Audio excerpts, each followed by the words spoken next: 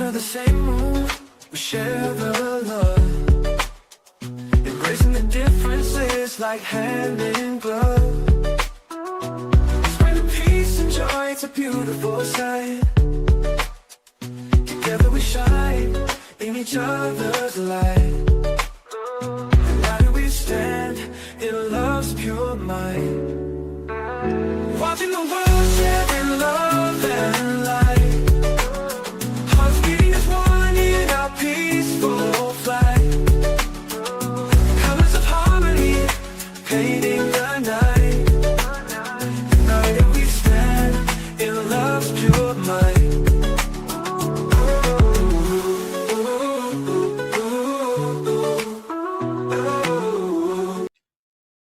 Well, good afternoon, everyone. Thank you for tuning in to Watching the World. We have so much in store today, and shout out to Pretty Tings for being the first one in the building. And thank you so much for being here. Pretty much every show is so amazing. I just want to say thank you so much. Today, we're going to prepare for what could happen tonight at 8 p.m. We know the President of the United States has given Iran a deadline, or else all hell will break loose. What does that mean? Well, that's the question everybody wants to know. That's what the preacher man wants to know, right?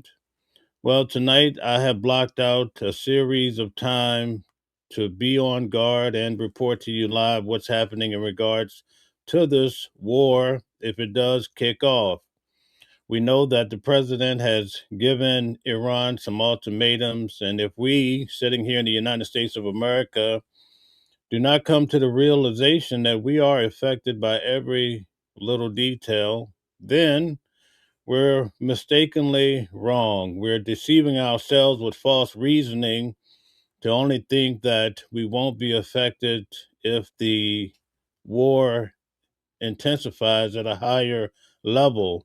Now, to show you guys how extreme these things have become, I'm going to show you some of the individuals that are strong supporters of the President of the United States. And I want you to notice how now they sing a new song. They have changed their tune. In fact, when you go back to when the election was happening, so many people were promoting the president over themselves, right? There's nothing wrong with that if that's what really floats your boat.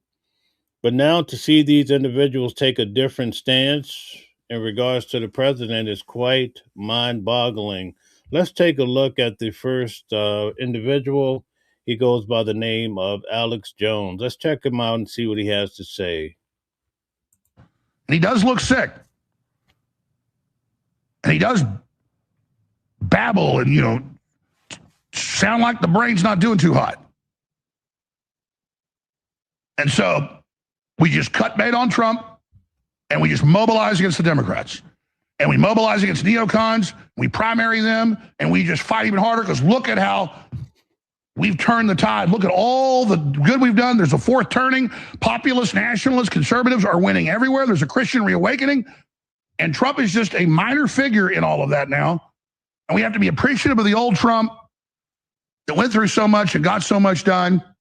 And that's the Trump we remember. So basically, he's writing off the president as the man he used to be.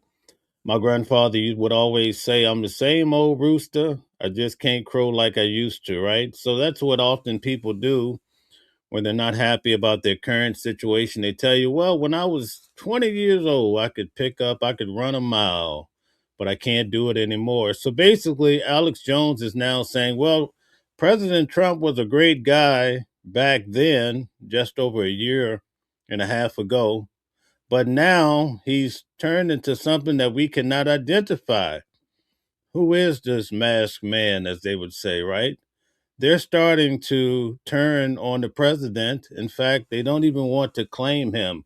Check this out. And we're just sad because that happens. We need to be sad about Trump. This is not funny. This is not good. But he's gone. You notice he's even highlighting the president's ankles, right? This is going down to the lowest of the pits, right? And that's it. And all the people rallied around him. You can see Hegseth's freaked out. You can see the press secretary's freaked out. They're being loyal. They think it's the lesser of two evils. And okay, but I just, Trump needs intervention. He needs to take some time off. We need to pray for Trump, that the Holy Spirit touch his heart and loose him from whatever evil control he's under. I'm serious. And I think that's the answer. We need to pray for President Trump. We need to pray for other people to be awakened. We need to pray for justice. Would you imagine that we would be facing such times when you would see Alex Jones take this position about the President of the United States? Well, let me show you what's going to be developing in regards to this war and this deadline that we're fast approaching tonight. Let's check this out. You're going to be shocked. So I started making some phone calls. I was so concerned about what to do with this war and what Trump's really thinking. And I talked to a whole bunch of people, Pentagon, intelligence. Now, this guy's not a Democrat or somebody that really goes against Donald Trump at every turn. This is a strong Trump supporter. Notice what he has to say about what's happening in regards to the war. White House, Trump confidants, Pentagon journalists, and they know who they are. But it's the same way I told you they had a meeting 6 days after Kirk was killed, and Kash Patel said shut down any foreign involvement investigations or any accomplices domestically. Of course, it came out exactly as I said, the exact meeting, the exact date. Now, why do I get this? Because they know I have a huge show, and they're scared to put it out themselves. I've had top journalists, as big as I am or bigger. Who could that be? Gee, I don't know. Give me a lot of this intel as well, because at the time, they were still trying to preserve the relationship with the president. These people very close to J.D. Vance. I'll leave it at that. And I mean, very close to J.D. Vance. And obviously, this is known. My phones are all tapped, so it's not a secret. And it's not like they're leaking anything classified or anything. But Vance has been vehemently anti-war. Once Trump goes, he backs him. He signed up for that. I'm not even attacking him for that. That's what he signed up for. Be loyal and follow what the president says. Even Susie Wiles, who gets demonized a lot, and I have big problems with her in a lobbying firm. She's been pissed off. And I told you that weeks ago. It was in the news last week. So when I tell you this, two of the people are close confidants of Trump. Another is let's just say, very close in the cabinet. And they're wanting me to know this. Just like when Charlie Kirk called me a couple times, called me many times before that, but a couple times right before he got killed, saying, keep up the Epstein pressure. He's not in there. But Alex Jones is painting the picture that the President of the United States is off his rocker. Can you imagine that this is the state of affairs that we're living in? And again, he's not a Democrat. He's actually a Republican supporter of Trump, MAGA. And now he's saying we need to turn the curve on the President of the United States. And you can only imagine what this means as we approach 8 o'clock tonight, when Iran is not backing down. They're not trying to make a deal. They want to carry it out because they see this as a mission associated with their God.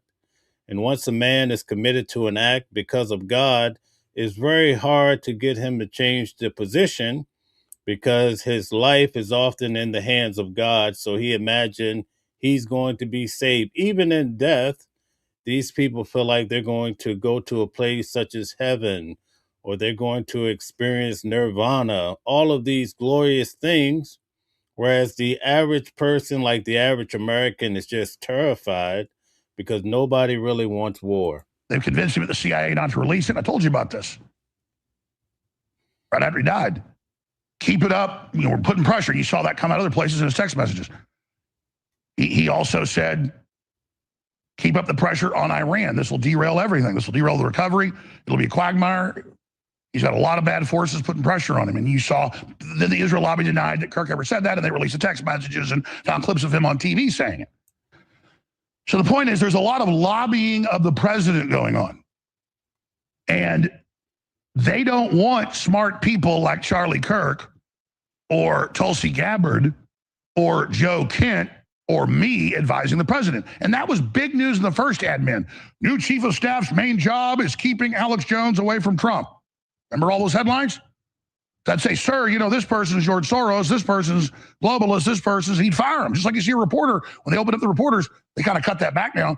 They come up and say, Mr. President, did you know this? He'd check it and fire him 2 hours later. He said, really? Really? on a whole bunch of issues. I mean, he is the president. He is making the decisions, but these bad people are able to convince him, so they spend all their time bubble wrapping him. Good news. Okay, so all of the bad people are influencing the president. He's really a good guy. This is what his supporters are saying, such as Alex Jones. He's a good guy, but he's surrounded by these people, these bad guys, and so they bubble wrapped him, and they're the reason why we're heading into this war, and our lives could be changing at a high level for a very long time. Hopefully, a deal can be made, but tonight we're going to be covering this because 8 o'clock tonight, Eastern Standard Time, is the deadline in regards to Iran to make a deal. And we're going to see how this develops. But notice what Alex is saying, a supporter of the president. He's looking for an off-ramp internally. He knows that he was lied to. He knows it's hurting the economy. He's really upset about the Strait, even though he's saying he isn't. Oh, go ahead and keep the Strait. We don't care. Now, next day, effing turn it over. We're going to blow you up. Put you in the Stone Age. He's really upset with the people that advised him. And I said, what was that Levin thing about? He goes, oh, absolutely. He is really, really now just think Levin's an idiot.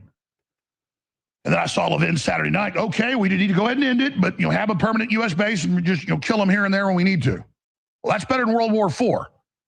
And Mark Levin makes jokes about World War IV. It's what the CIA calls it, Dumbo. World War III was the cold. So I just wanted to give you guys a good indication of what's happening right now when it comes to different individuals who are strong president supporters, but now we're starting to see them come up with all of these reasonings as to why things are going the way they are.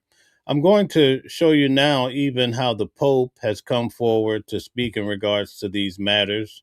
And it's quite frankly, it's not great what he has to say in regards to the President of the United States, as he has come out to be a critic, right?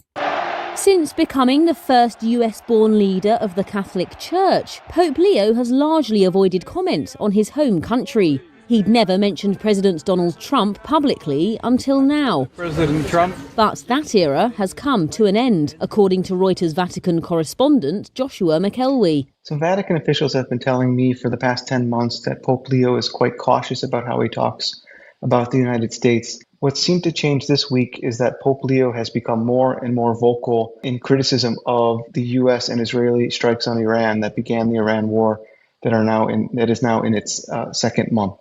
The Pope on Palm Sunday, which is the celebration that opens Holy Week for Catholics. Okay, guys, JC Toad says, you're fed up when you piss off the Pope. All right, thank you. The most important week of the year, gave a homily in which he said that God rejects the prayers of those who wage war because they have blood on their hands. Susan says, Alex is a scammer poster child. Now, notice what it just said in regards to the Pope. The Pope says that God rejects the prayers of those that engage in war.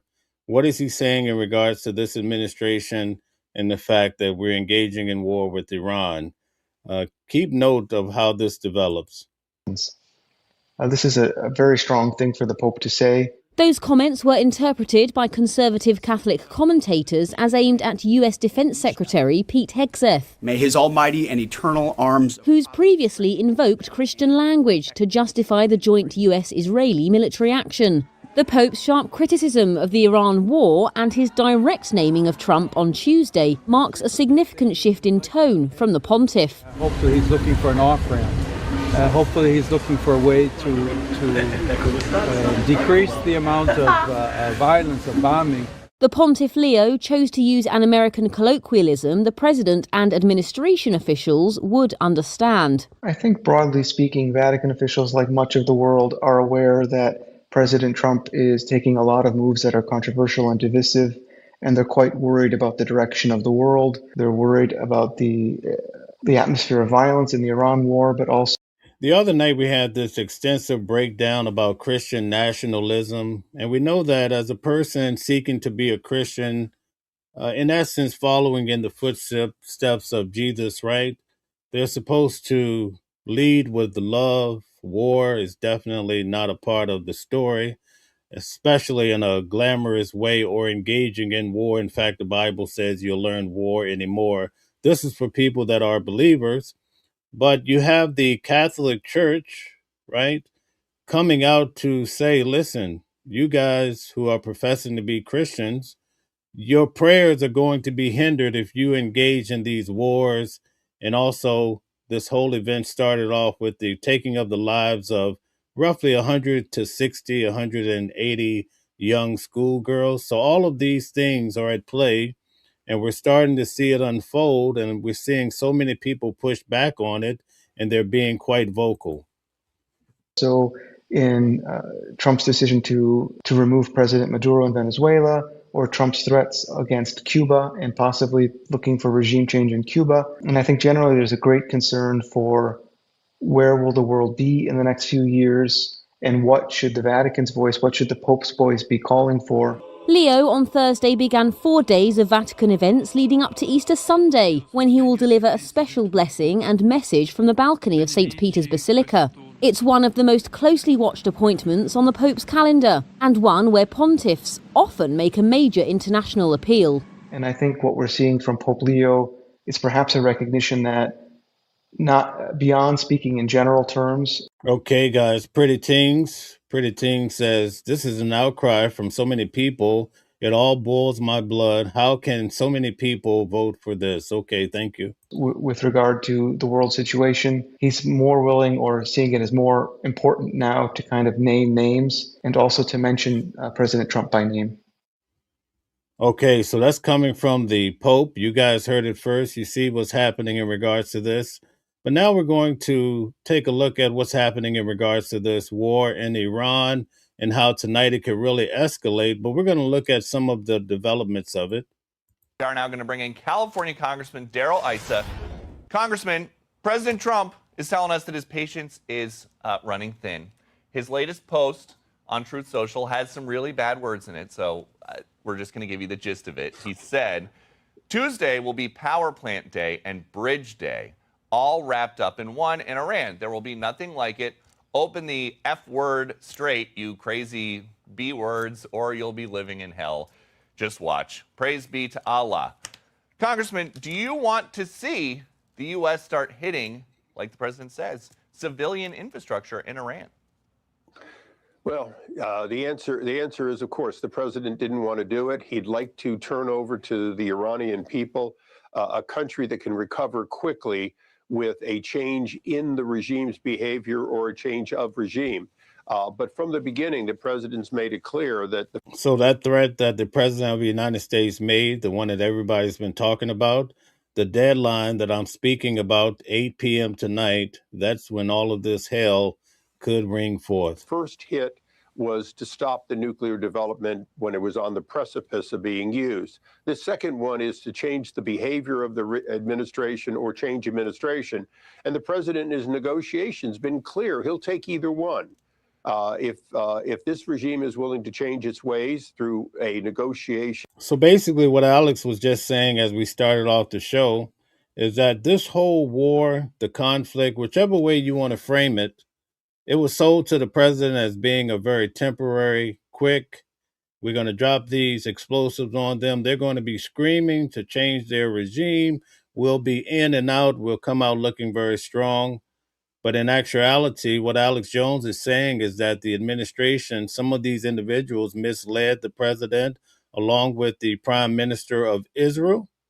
And so now he's basically stuck between a rock and a hard place because the Iranians do not want to back down. And so for this deadline tonight, it's going to really show us if they want to make a deal or not. And it's quite likely they won't. That leads to a verifiable peace, okay. But at the end of the day, he'll do what he has to do, and that includes taking the oil away from them, taking away their ability to move equipment. And Peter, let's be honest, when you take away bridges, you take away the ability for them to transport future weapons development, to run factories. So they're not purely civilian targets, but they are less valuable than the ones we hit initially from a standpoint of current weapons fighting. But in the long run, sometimes it's not a matter of what people say. We have to watch their actions. And so, as I've expressed to you guys many times before, I've sat in court now 2 times with Nicolas Maduro, the former president of Venezuela, right? He's on trial in New York. He's actually housed in the jail MDC in Brooklyn, along with his wife. But he explained how the military came in and basically extracted him from his country. And he kept saying in court, I've been kidnapped, I've been kidnapped, I've been kidnapped. Okay. So when you look at the big picture, the president tried to make a deal with him. He didn't make a deal, and the United States gets the oil, right? And our president has told us time and time again, listen, we have taken their oil. Okay, so now we've started this other action in Iran. And guess what you guys are starting to hear now?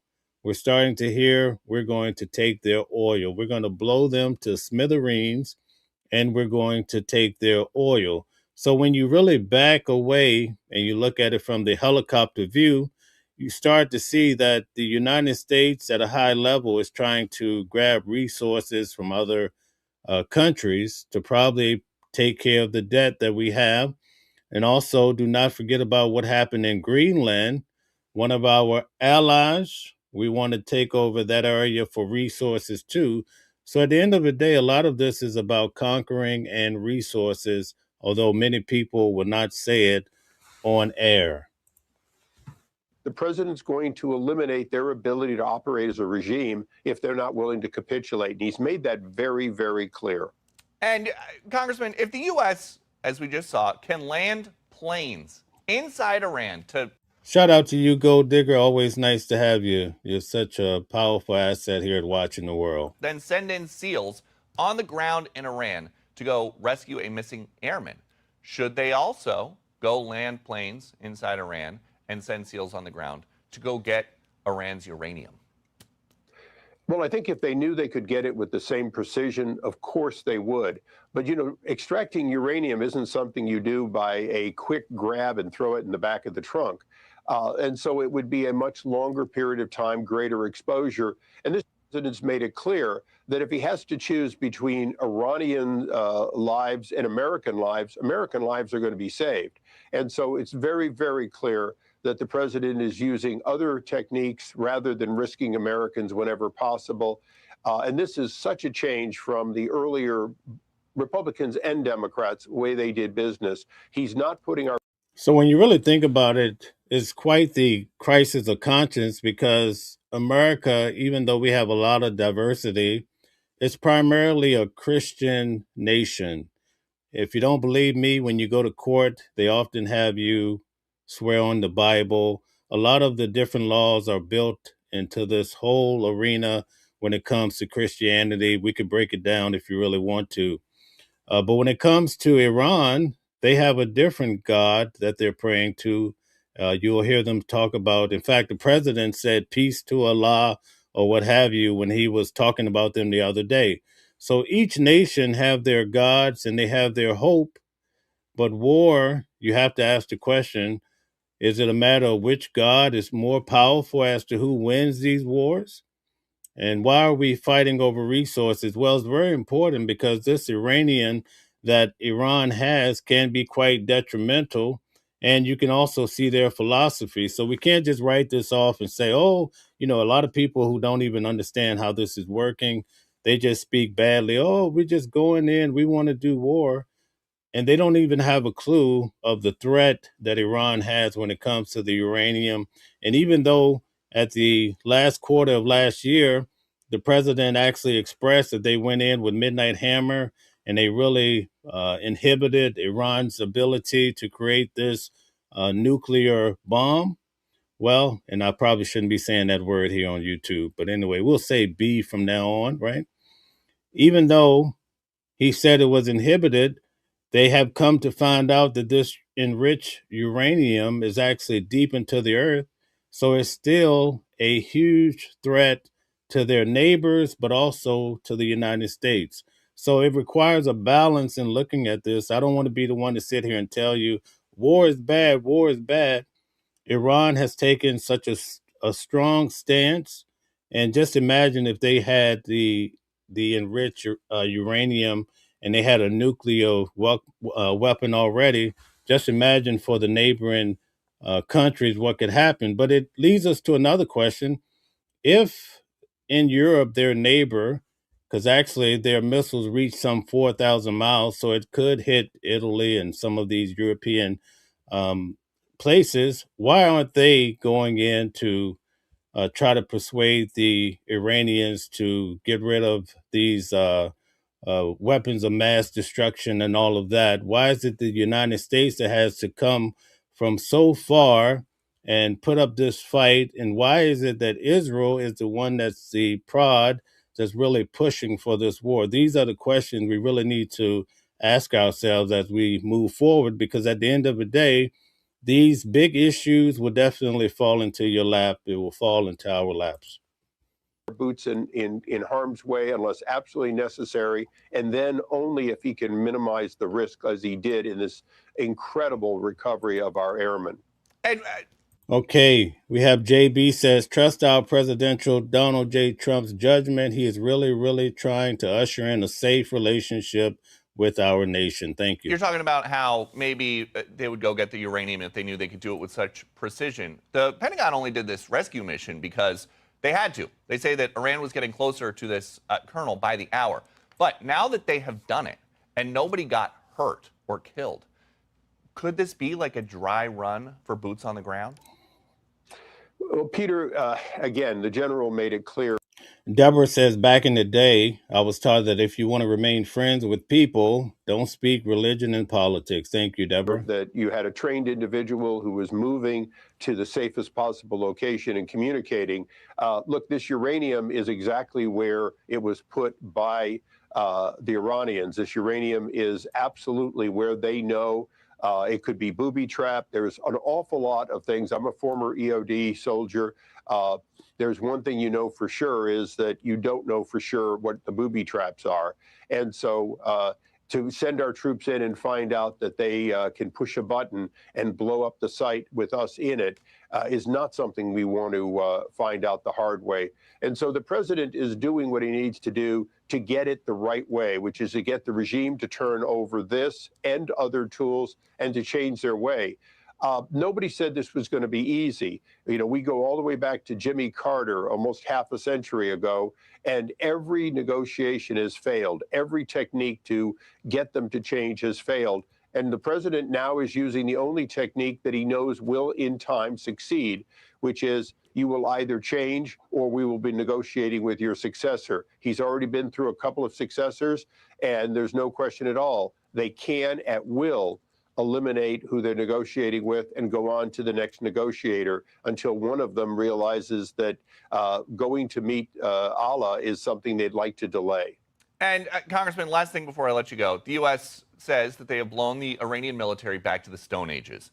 Now, adding insult to injury, the president had ICE go and round up some of the family members of the general that he killed in Trump 1.0, Soleimani, who were living in the U.S. The State Department tells us they terminated their lawful permanent resident status, and this is a quote, Afshar Soleimani pushed propaganda for Iran's terrorist regime while enjoying a lavish lifestyle in Los Angeles, as attested to by her frequent posting on her recently deleted Instagram account.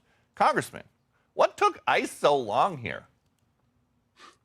What took us so long is very straightforward, Peter, and you witnessed it in the previous 4 years.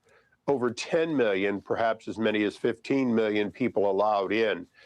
To find the proverbial needle in the haystack, well, Peter, there are thousands. All right, guys. Grumpy says this is simply about oil. Definitely, I can understand that. Of needles, tens of thousands of needles, people who are dangerous, people who didn't come here for the right reason, people who, in fact, have been planted here. And that doesn't even include this technique that the Chinese have been using to plant 100,000 plus future Chinese spies. Definitely, we cannot be confused about China's effect on Iran and also Russia too. All of this fits into the equation. But now we're going to understand how the president could have been misguided when it comes to this whole action and this war. Let's get to that. To pass with the breaking news right now that U.S. airman rescued in Iran is reportedly in Kuwait and being treated for his injuries. President Trump said the brave airman is seriously wounded but will be just fine after that risky nighttime operation. Joining me now is Virginia Congressman Suhas Subramaniam, member of the Ethics Committee and ranking member of the Oversight Subcommittee on Foreign Affairs. Congressman, welcome. First question to you, sir. Were you or other members of Congress briefed at any point during or after the rescue? And the president now saying that the U.S. is deep in negotiations with Iran and a deal could happen by Tuesday. What does Congress know, and do you believe it? We haven't been briefed at all. We've been on recess. We've been wanting to come back from our recess to be able to end the shutdown for Department of Homeland Security. Now, just as a side note, when I covered the Clintons' deposition, I was able to meet this gentleman here, right?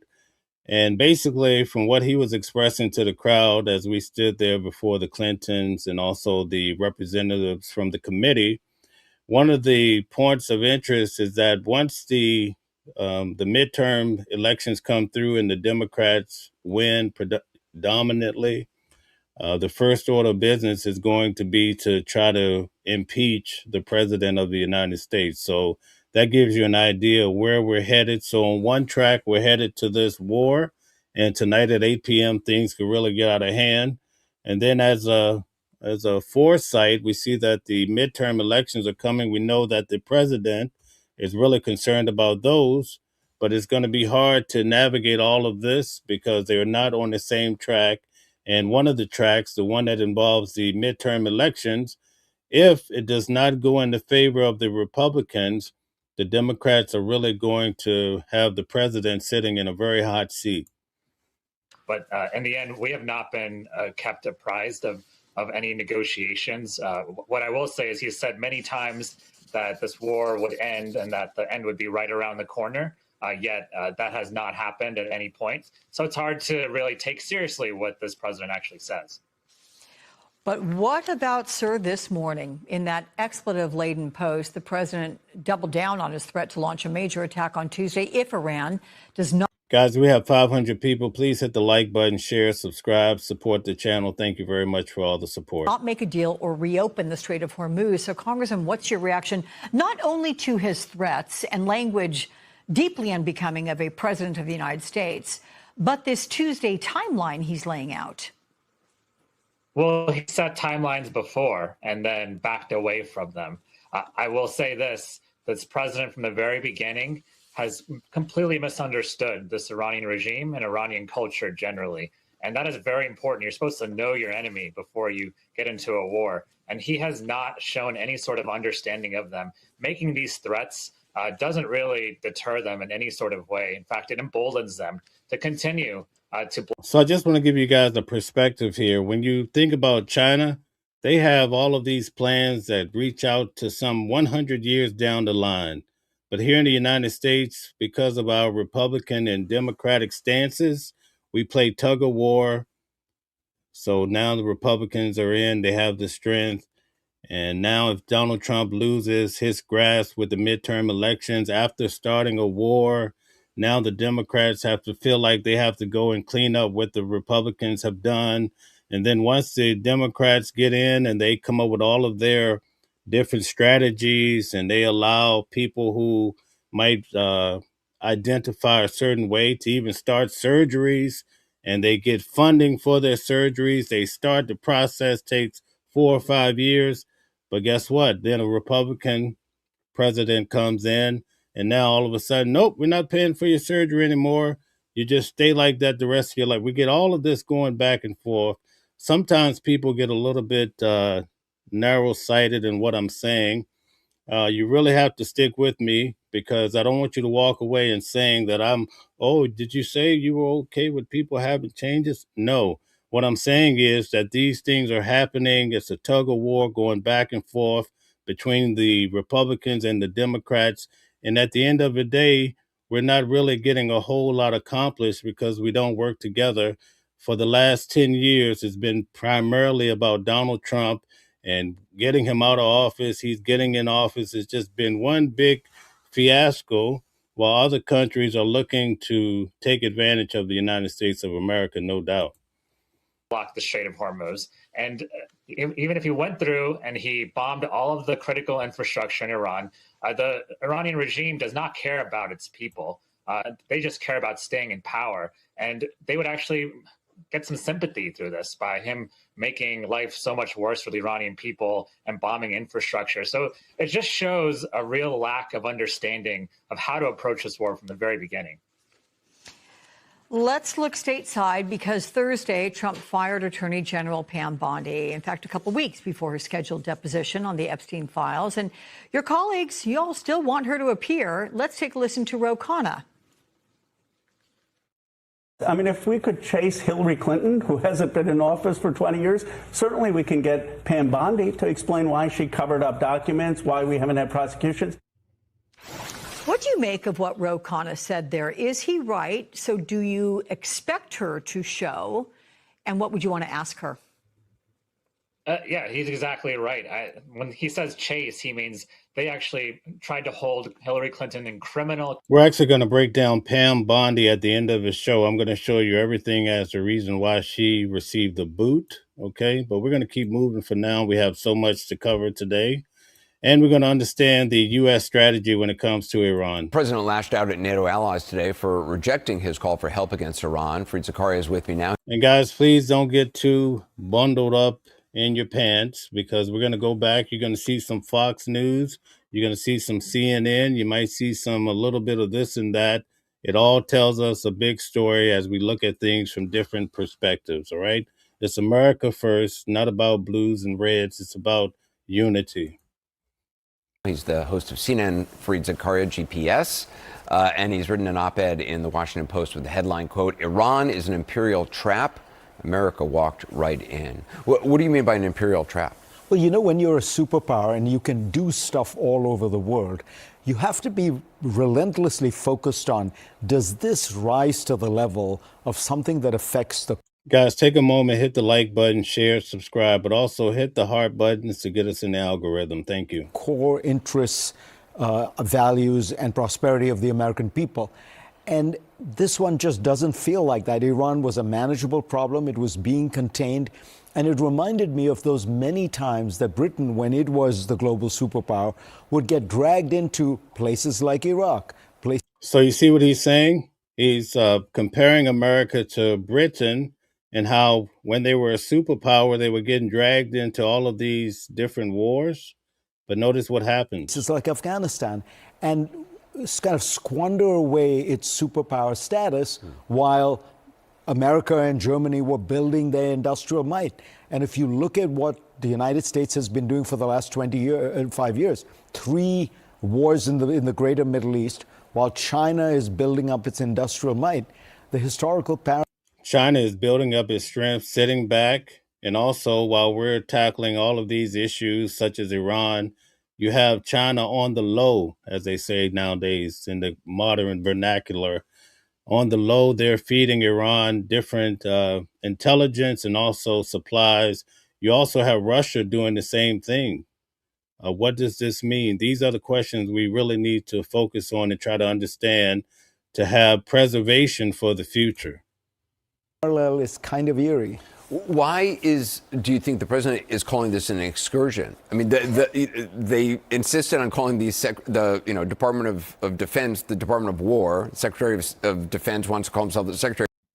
I think he means incursion, but I think he's probably got confused with excursion. But let's war, see. And yet they're afraid to use the word war. That is truly bizarre, right? Like, they've renamed it the Department of War because they want to emphasize we don't, use euphemisms. Right. We call things what they are. It's a war, except now they changed it to the Department of War. But recently, remember, we watched the press conference with the president and Hegseth. Now they want to call it the Department of Defense.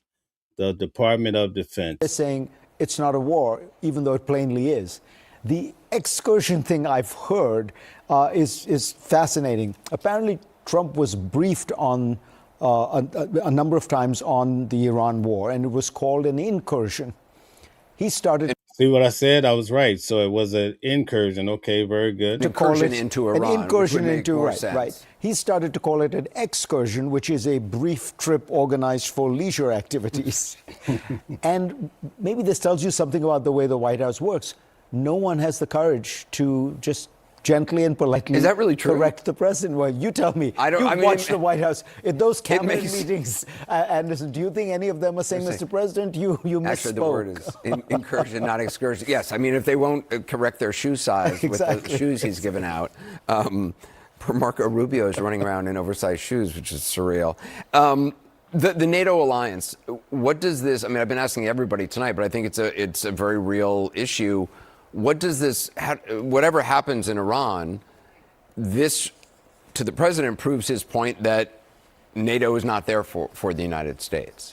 It's a largely bogus charge that the president is making. Remember, NATO did not participate as NATO in the Iraq War. NATO did not participate as NATO in the Vietnam War. I want you guys to let Stephen live, because what does it say for him to come and listen to a dumb guy? What would that say about him? So let him be, please. There are many times when NATO has not participated in American wars. And in this case, he never asked NATO. He never consulted them beforehand. He never tried to build a coalition to do it. So it's hardly surprising. And by the way, let's not forget, it's only about a month ago, 6 weeks ago, that he threatened to invade a NATO country. So, the whole idea that NATO should be falling over itself to join in here. Do you think it's a mistake, though, by some of these European countries not to, in some way, render some kind of assistance to the U.S. in this? Well, look, if they are trying to manage their relations with the U.S., maybe, it would make sense. And that's why the British and the French have been more willing. But I think that, the way alliances are meant to work is you consult them, you talk to them. Whereas Trump has, constantly badmouthed them, constantly denigrated them. So it's hardly the moment to suddenly say, oh, I feel like I'm in trouble now, I need your help. We know, when that happens, when you do that, you don't get a great response. We've got about 40 seconds left. Brett McGurk was saying he sees this potentially going on for another 3 to 4 weeks, particularly if you want to build some sort of coalition to deal with the Strait of Hormuz. We're all trying to psychoanalyze. We're probably going to be hearing 3 to 4 weeks for a mighty long time. Remember, that's how it started with Russia and Ukraine, right? It's supposed to have been a short deal. Now it's been years. One man. Is he willing to find a diplomatic off-ramp? And he could. Trump can easily reverse himself. He could say tomorrow it's a victory. And his base will be fine with it. Or is he emotionally now charged in that way that people often do in these imperial traps, where he wants to throw good money after bad, where he has to in some way show that he's won? The president seemed to indicate yesterday that he had not been briefed on the potential that Iran might strike out at its neighbors or try to shut down the Strait of Hormuz. Is that conceivable to you, that he would not have been briefed on those potential repercussions? Well, I know for a fact that he was aware of those potentials. I raised the option of regime change in Iran several times. And guys, just as a side note, because this week I've been featuring different individuals that have spoken up against the president, and now they're in hot water. So right here on the screen, we have another example of John Bolton. Right now, he's facing federal charges too. So that's something to keep in mind. He's another individual. During the time I was National Security Advisor, I never persuaded the president to adopt that position. And one reason was that others had different views. And every time I raised it, they raised a... That's right. AI hits the nail on the head, says this is empire expansion. That's what all that we're seeing at a grand scale. That's what it boils down to. Thank you. Good job, AI. Whole long list of difficulties that are entailed by a regime change campaign, and that if you're going to embark on it, you better have answers to them. And certainly closing the Strait of Hormuz was always one of them, and so were attacks on the Gulf Arab states, particularly their oil infrastructure. So he knew about it in his first term. I find it hard to believe that he forgot about it in the intervening years. Okay, guys. Notice what James says. James says, it's a different world. Wake the hell up. We don't need to make the biggest mistake in history and allow such a horrifying regime acquire a nuclear weapon. Thank you. His comments about NATO today and his, anger, whatever, however you want to describe it, over NATO allies not jumping to support this operation. Do you think this has long-lasting impact on his relationship with NATO and the U.S. relationship with NATO? Well, he talks about NATO as if it's some organization separate from the United States. What he's complaining about is not NATO. He's complaining about the decision of European members of NATO. And, you know, usually when you want a coalition to help you in a war, you form it before the war starts. I mean, that's just sort of experience speaking. And he made no effort to do it. And it's also the case that European leaders are tired of being criticized by him. It's a juvenile performance by the president. But I will say I think the Europeans make a mistake by responding to that kind of juvenile behavior with juvenile behavior of their own. A number of European leaders, including Kaja Kallas, the European Union's chief foreign policy official, have said expressly, Iran is not our war. So we definitely get the idea of what's happening here. For the sake of time, we have to keep moving. We're going to look at another issue when it comes to the President Trump and the war with Iran. And keep in mind, for those of you that are just coming in, hit the like button, share, subscribe. But also tonight at 8 p.m. is the deadline for Iran to either poop or get off the pot. They have to make this deal by 8 p.m. or the president says he's going to hit them like never before, even though the United States has been hitting Iran over the last 2 days beyond compare. But let's see what's happening here. Right now, we begin with the bold U.S. military rescue deep inside Iran. An Air Force officer evading enemy forces in rugged mountains for nearly 2 days. This after his F-15E fighter jet was shot down. U.S. Special Operations launching a dangerous night mission. Okay, guys, Anderson says no poop tonight. Sorry, folks. It looks like Iran is going to go in. Racing against Iranian troops to reach the injured airman first. Officials say he is now safe.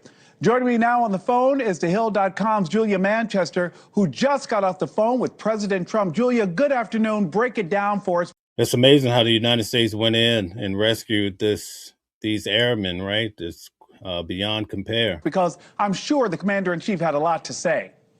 Hey, Nick. Yeah, this was a very brief phone call with President Trump. But in the phone call, he essentially said that he was not ruling out ground troops if Iran does not make a deal. This obviously comes. So now we have to focus on this. Imagine on top of all this happening, there's a good chance that this could turn into a nuclear event.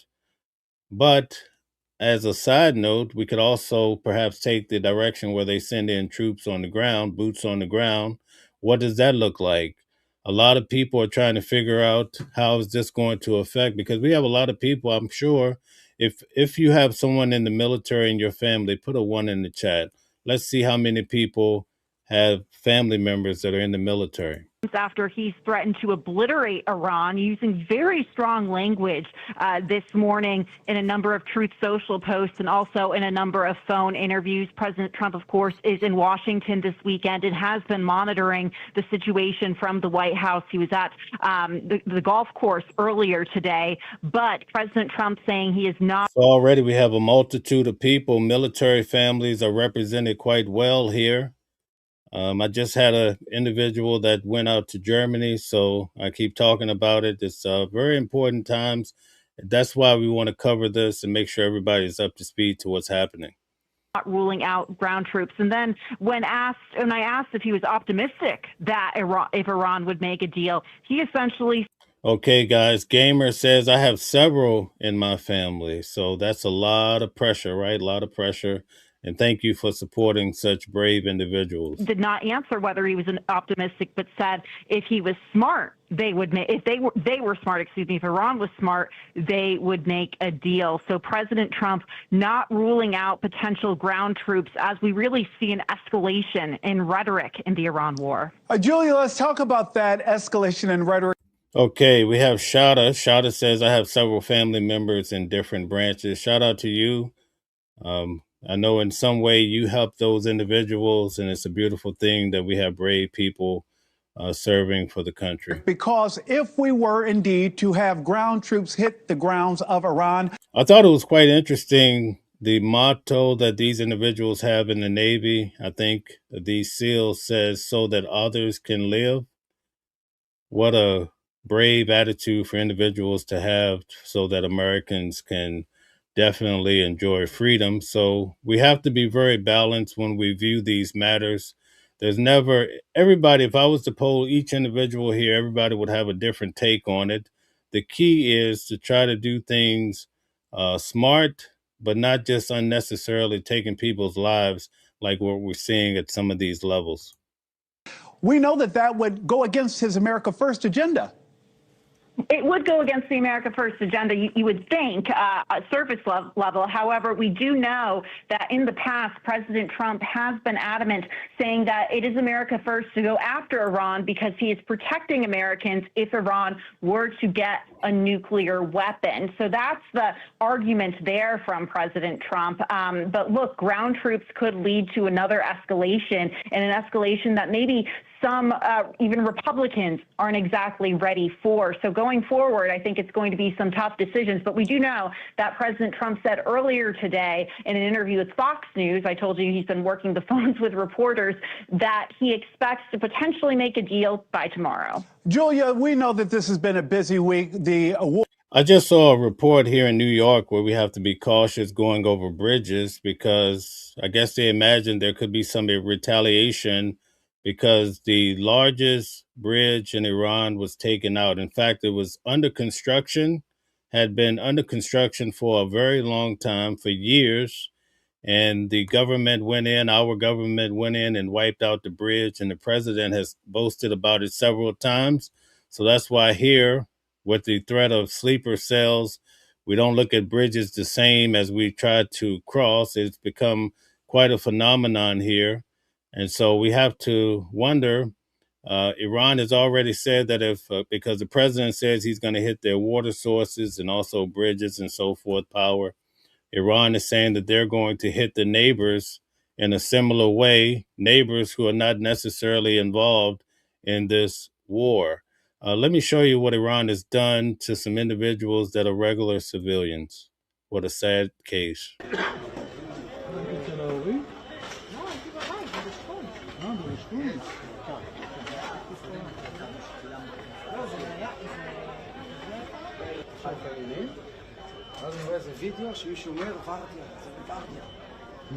So this is an apartment building. You see a regular apartment building that Iran had wiped out from one of the neighbors. They're not afraid to take out innocent people because of what's happening in their particular country. So you get an idea of what could happen or what more than likely is going to happen if everything kicks off tonight after 8 p.m. that the president has mentioned.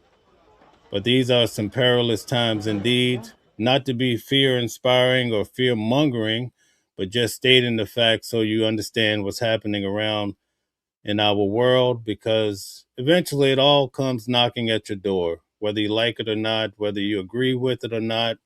So that's why it's important for us to cover these matters. And also, I try to cover it in a way where you're getting a full picture and not just some slanted story for somebody that's trying to push you a narrative or an agenda. Let's move on. I want to show you this other story that I find to be quite intriguing. Our objective is not to be the vassals. Notice what the leader of France, Macron, notice what he has to say. He takes a lot of shots at our president of the United States. I want you to understand what some of the members of NATO, how they're viewing the American leadership. Of two hegemonic power. None of this hegemonic power, I would say. And we don't want to depend on the dominance, let's say, on China, or we don't want to be too much exposed to the unpredictability of the US. Having such an agenda shared by Korea, France, and bringing with us the other Europeans, Canada, Japan, India, Brazil, Australia, you start having a sort of third way. The global order was based on the post-World War II era, and by the way, after the war that your country had to deliver in order to preserve its independence and sovereignty. But during decades, we had a so-called stability based on this international order and the few certainties we had. It's up and down now. The problem we have is the day the main countries with the highest responsibility start to jeopardize themselves the international order. What we have to do is to stick to the principles. We signed a charter building the United Nations. And the day you start creating yourself double standard, what is your credibility to avoid war? The day you say, I don't like your regime, I don't like your organization, I consider you are threatening your neighbor, so I will intervene and bomb you. You open a Pandora box. Because nobody, I mean... Guys, I'm going to show you the video. His wife actually roughed him up. The president actually reposted it, but it's not funny, but yeah, she roughed him up. I'm going to show you that a little bit later. Why shouldn't the other do the same?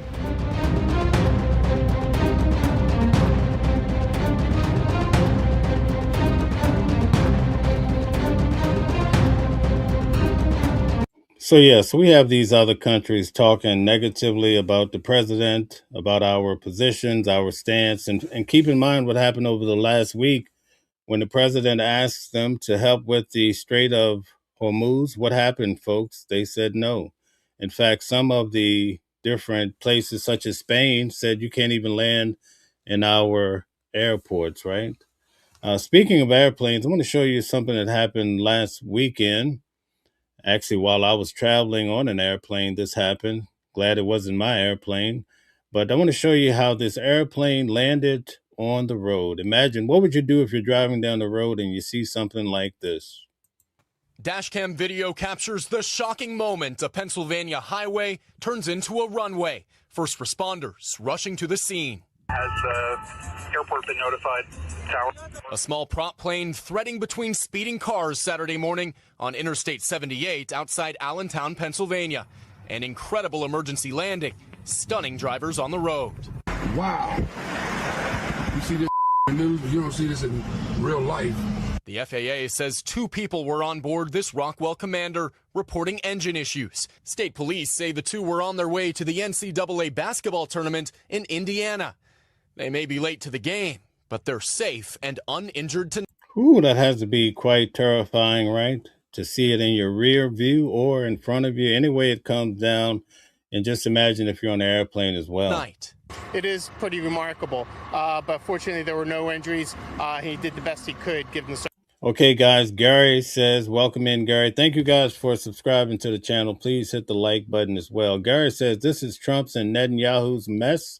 They should clean it up. Let them clean it up. Let's see what Pretty Tings has to say. She says, I don't like Trump, Netanyahu, or Putin.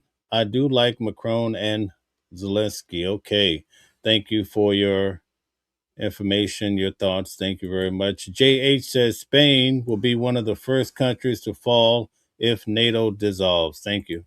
Circumstances. The plane bringing traffic on the interstate's eastbound lanes to a standstill. Cars have started to try.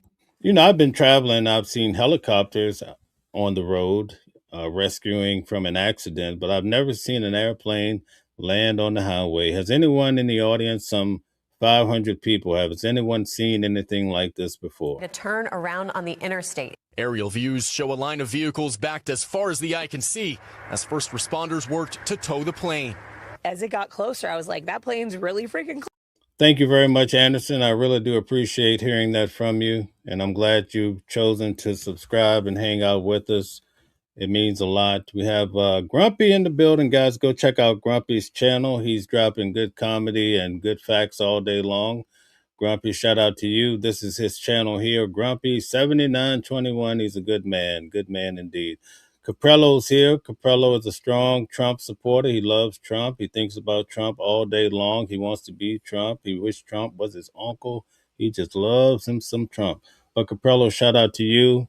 Says White Palette is a legend. Okay, thank you very much.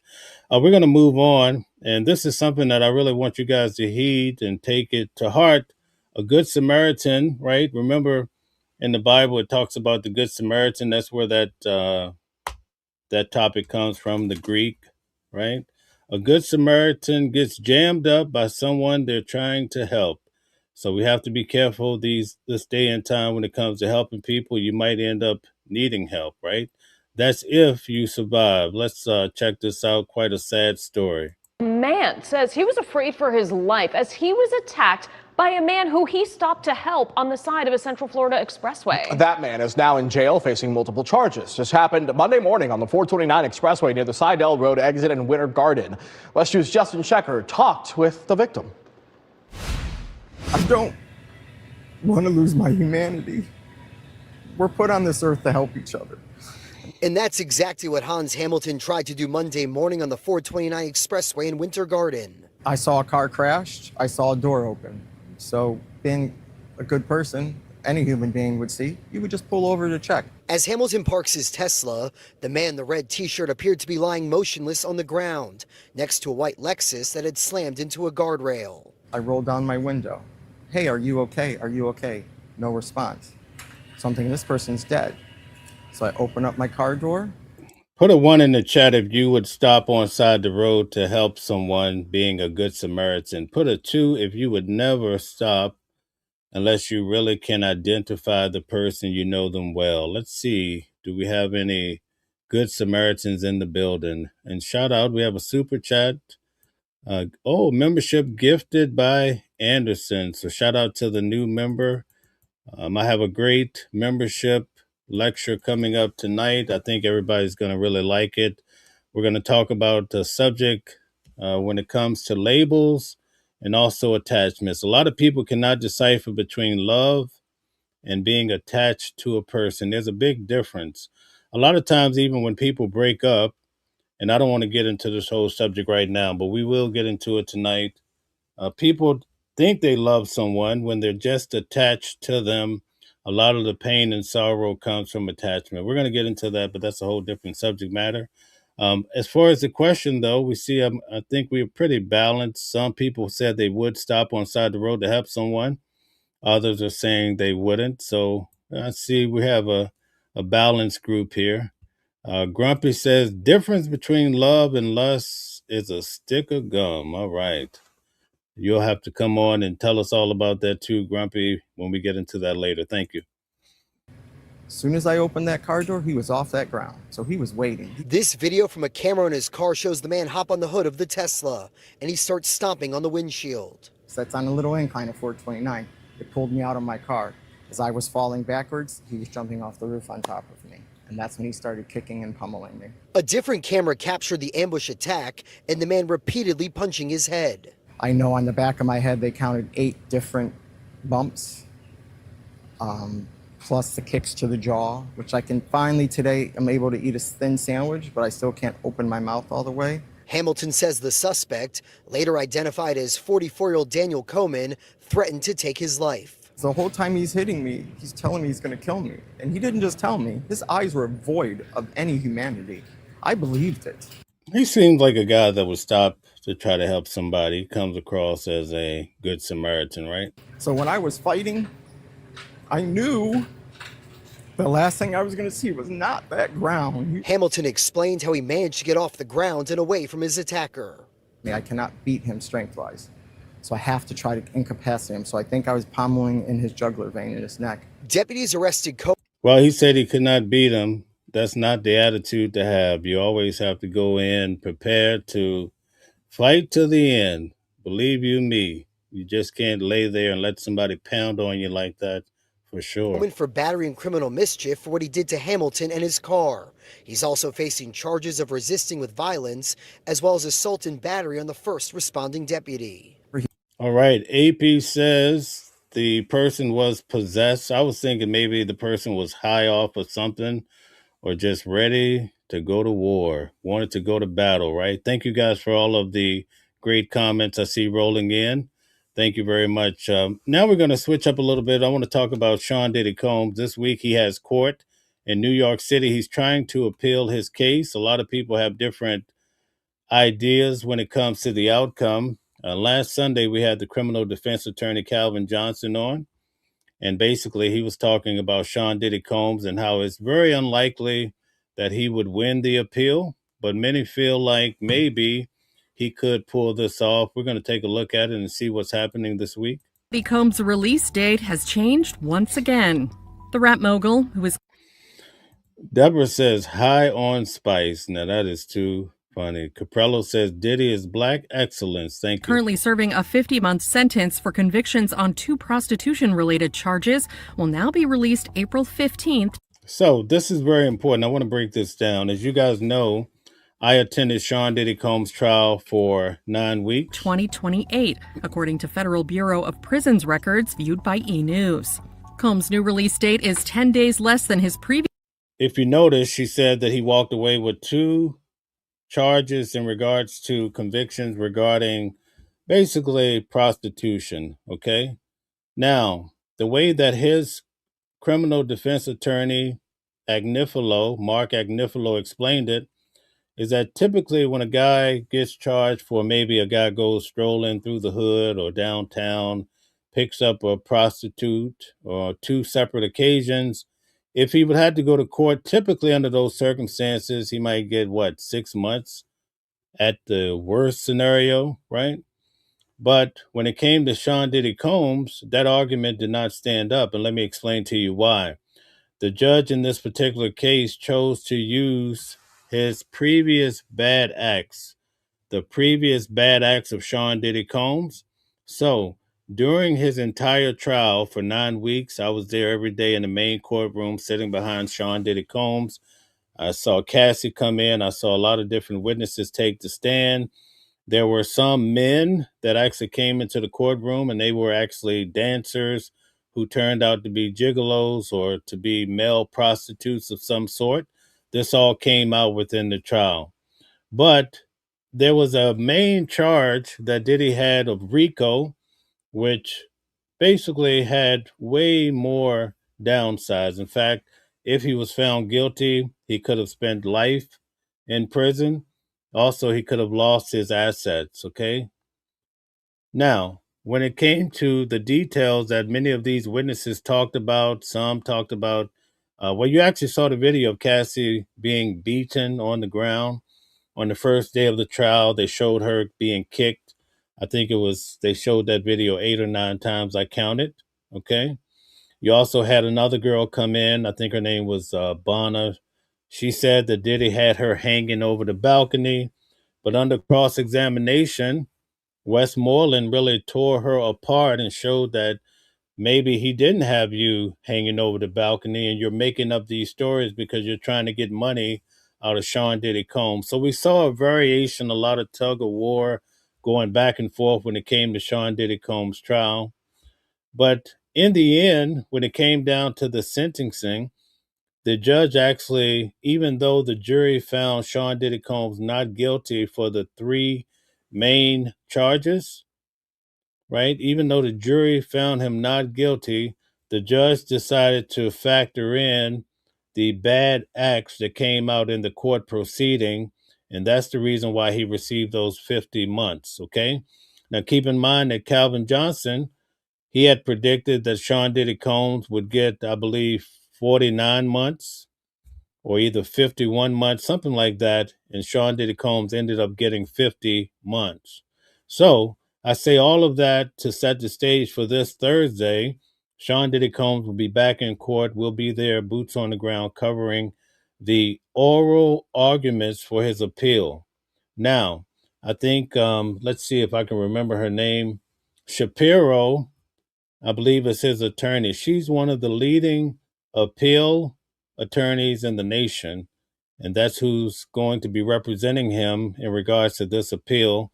So I'm pretty sure we'll be in court for just one day, but I imagine it's going to be a day of days because these arguments are going to be so amazing as we hear from these attorneys that I think, quite frankly, with Sean Diddy Combs' attorney, Mark Agnifilo, I've seen him represent the Alexander brothers, and I've also been in court to see him represent Luigi Mangione for his state and also for the federal.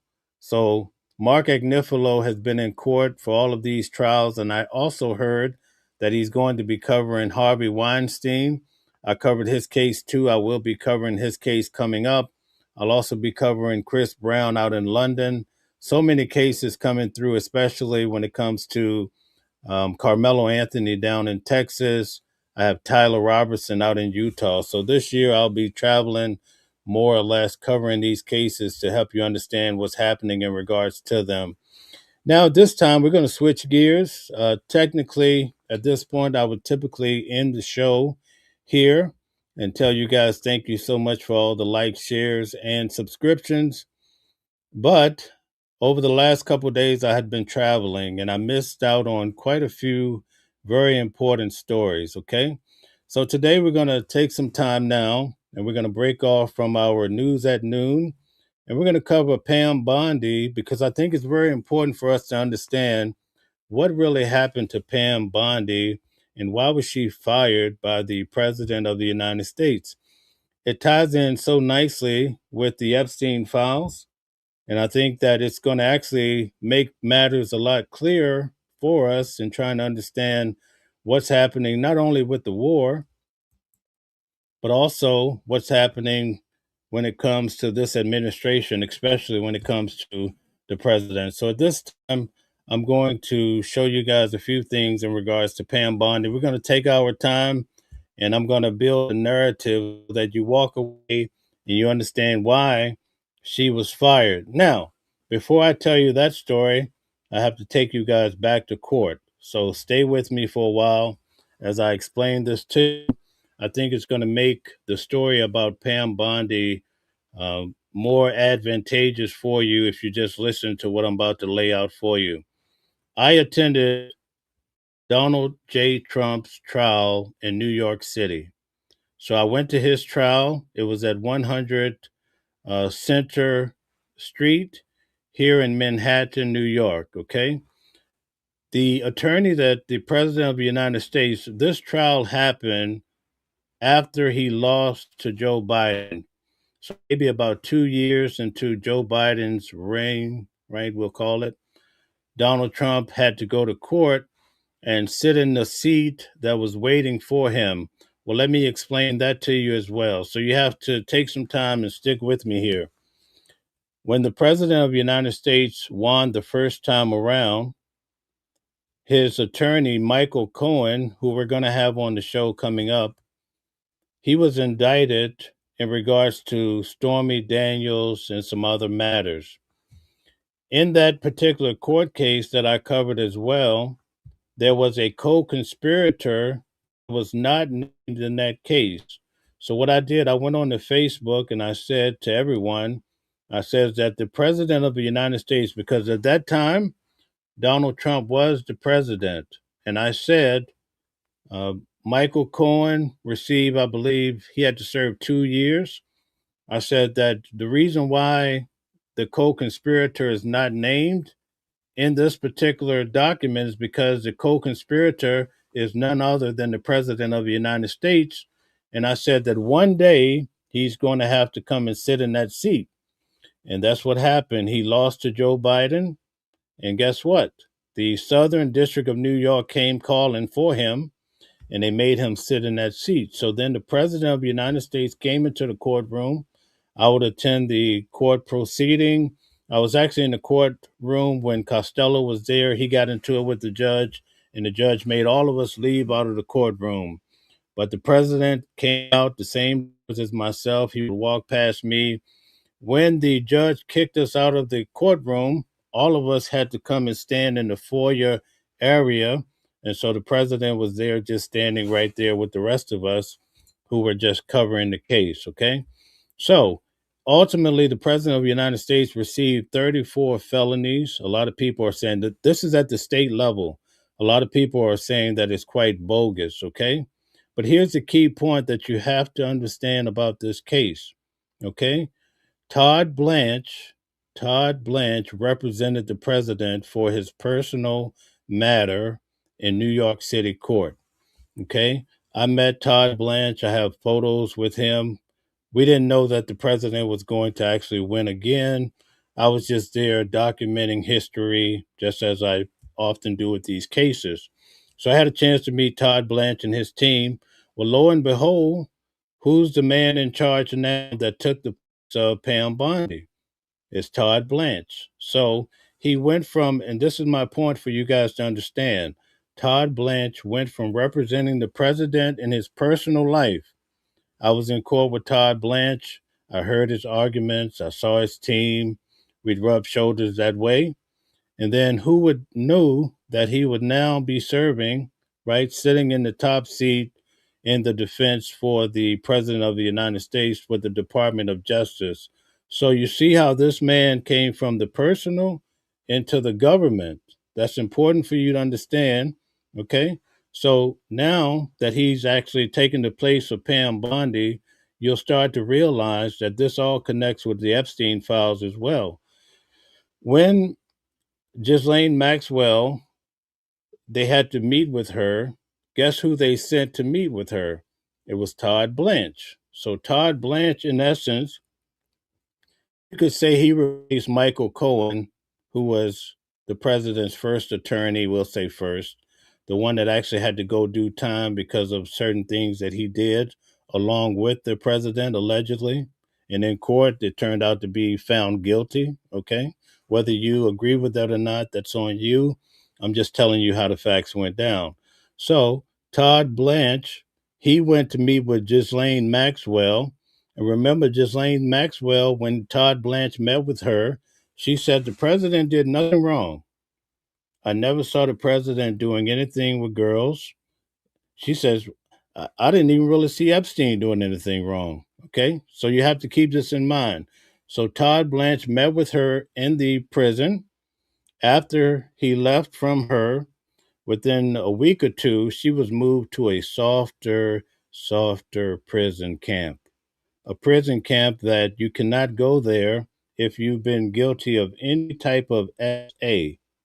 But she was made an exception. Okay, so I'm trying to help you guys understand the big picture.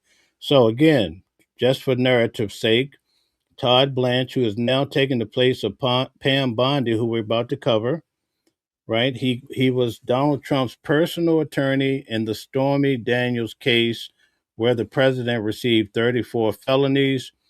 It was those were state charges, so the president cannot pardon himself. If they were federal, he could have wiped them away. So that's why those 34 charges still stand. Todd Blanche, when the president won, he became, right, a part leading the way in the Department of Justice, now to the point that he's taken the place of Pam Bondi.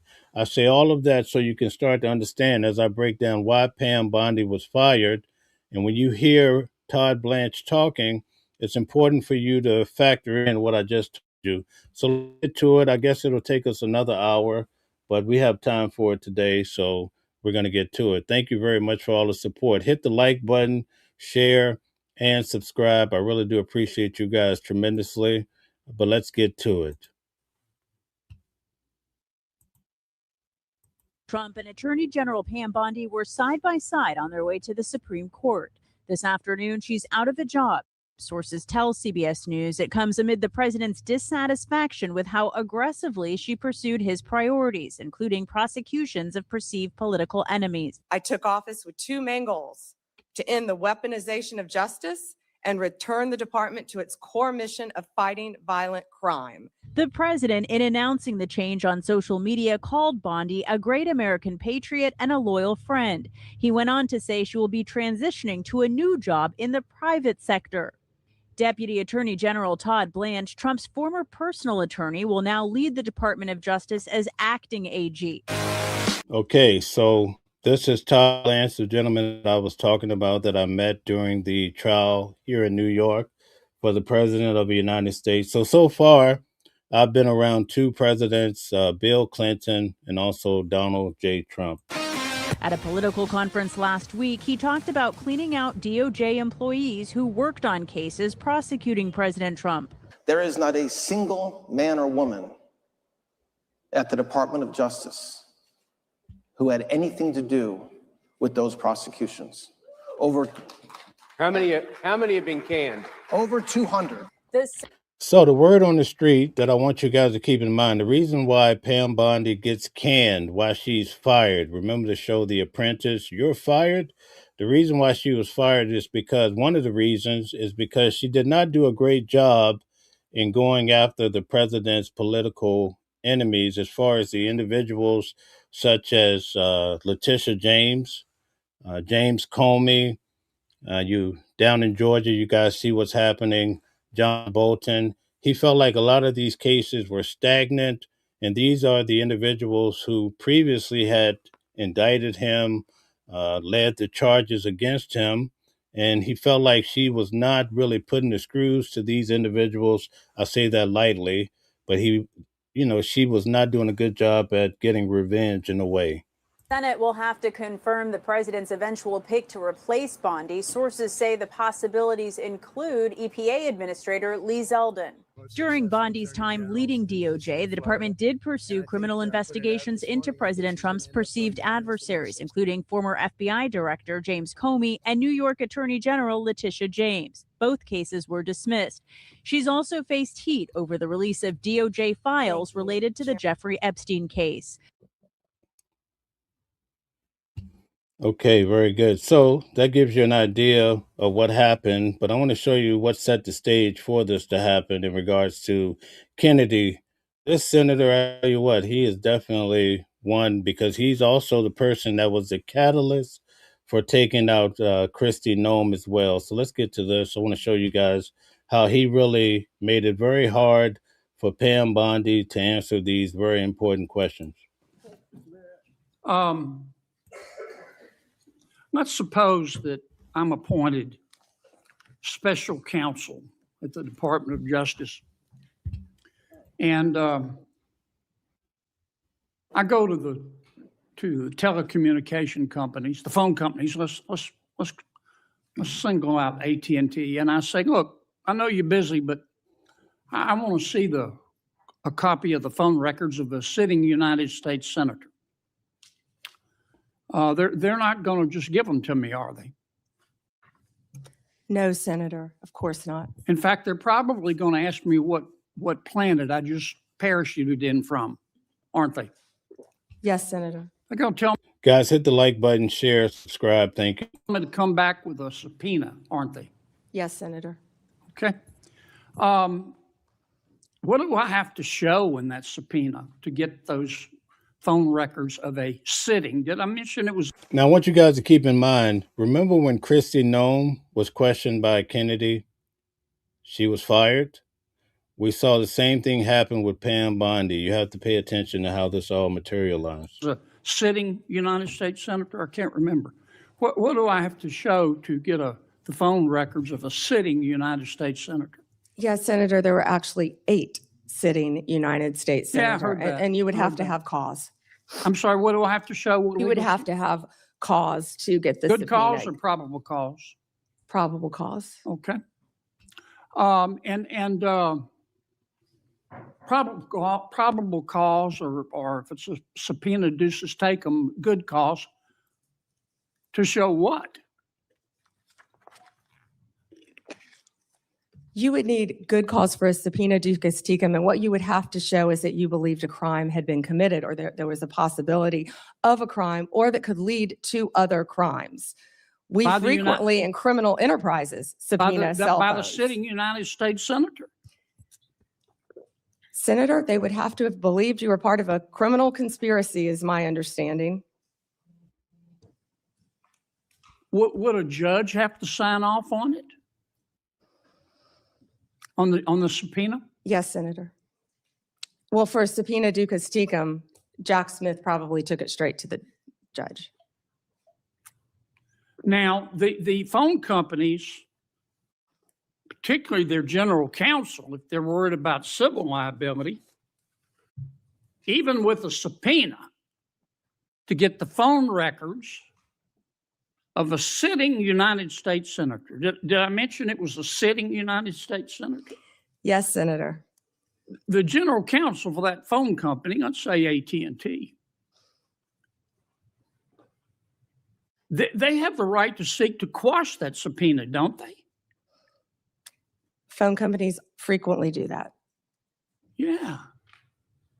And a smart general counsel for that phone company is going to call the sitting United States senator and say, would you like to weigh in on this? Would you like me to quash the subpoena? We're talking about invading someone's privacy here by a sitting United States senator. Could the general counsel for the phone company do that? Well, Senator, if they believe that a crime could have been committed, they could not tip off the person who committed the crime. Again, I can't comment on details of this particular case. I'm just asking you theoretically. I've never seen you commit a crime, Senator But Kennedy. let's suppose, okay, they didn't want to tip off the sitting United States senator, but the phone company and the general counsel for the phone company, or companies, if there were more than one involved, could say, you know, this is serious as an aneurysm. This is serious as 4 heart attacks and a stroke. This is a sitting United States senator. So general counsel would likely advise the CEO, well, you need to file a motion to quash. The telephone companies could have contested those subpoenas, could they not? Hypothetically, yes. I can't talk about the facts of this particular case. We're talking hypothetical. Senator, subpoenas are issued all the time through phone companies working with the general counsel. But they can file a motion to quash.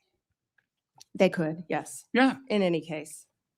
And if they should have filed a motion. Guys, thank you for all the support. Take a moment, try to put a globe in the chat if you can. Thank you very much. Motion to quash. And a reasonable person would have filed a motion to quash because this is a sitting United States senator. And they didn't file a motion to quash. They would incur civil liability, wouldn't they? Senator, typically phone companies follow a subpoena from a United States attorney. I know they do, but they don't have to. They could challenge it, Senator. Yeah.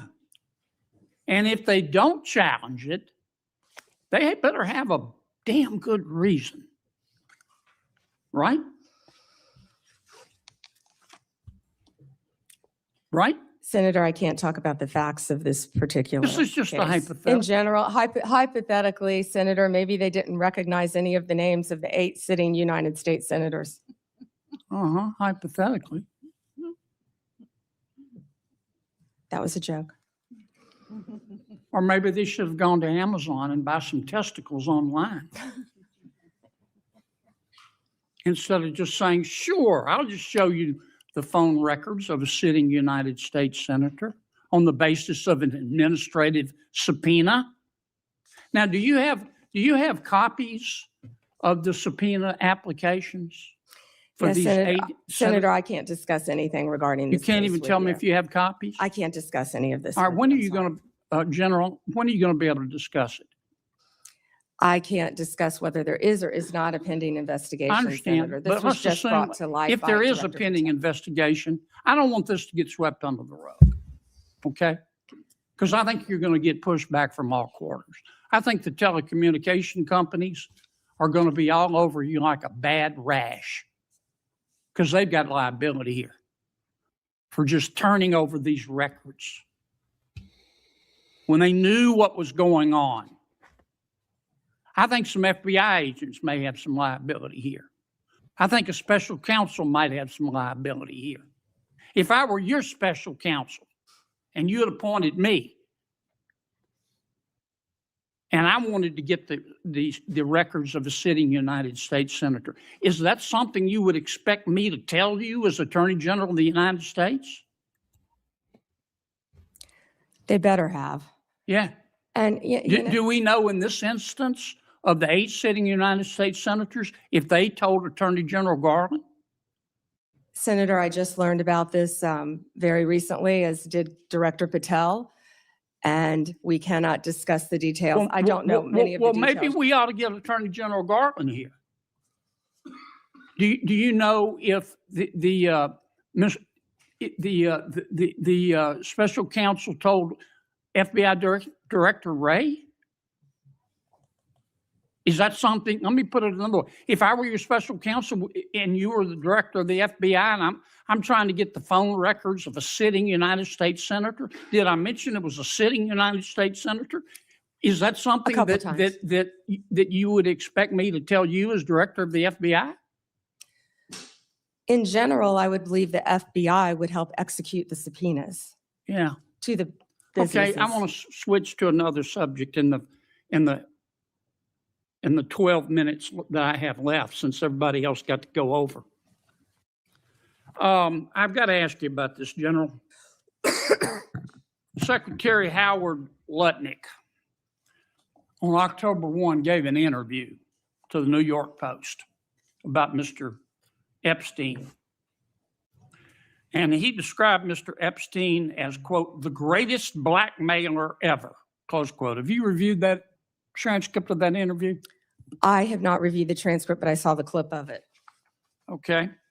It appears that Secretary Lutnick was Mr. Epstein's next door neighbor. In fact, their townhomes shared a wall. And the reporter that was talking to Mr. Lutnick, she asked how other prominent men could have been associated with Epstein when Mr. Lutnick could immediately sense that he was a, quote, pervert. And then Secretary Lutnick said, or rather the reporter said, did they see it and ignore it? So guys, I just want to take a moment and tell you that Lutnick is currently a key part of the president's administration.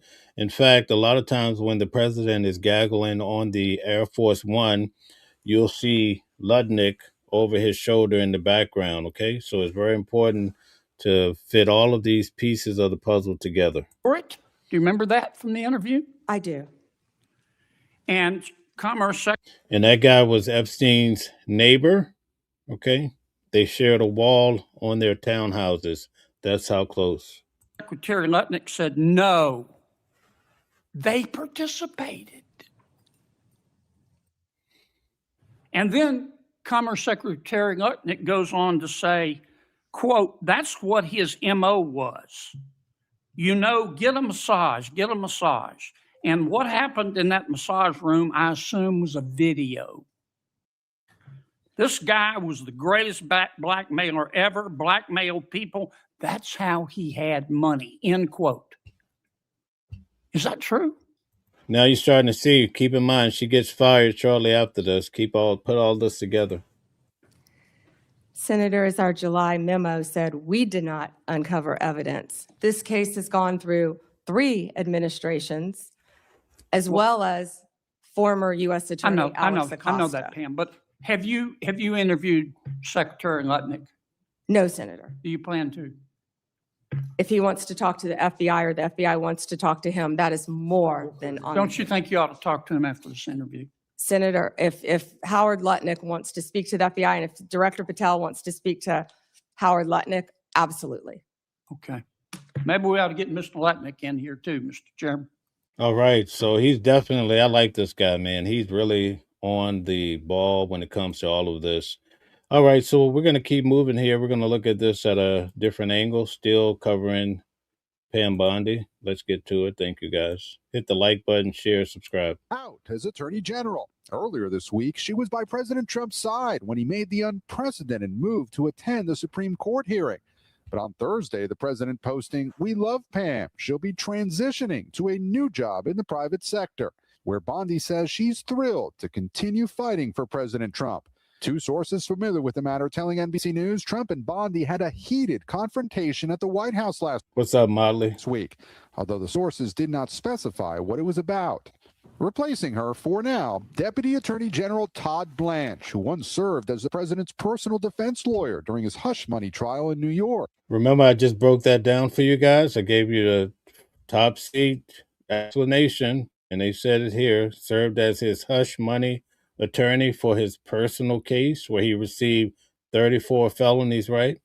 I'm just helping you understand the big picture. Now he's taken Pam Bondi's place temporarily. Bondi's a former Florida attorney general who served on President Trump's defense team during his first impeachment trial. Thank you, Molly, for the super chat. Thanks for supporting the channel. You're far too kind. I really do appreciate you. Thank you. May God.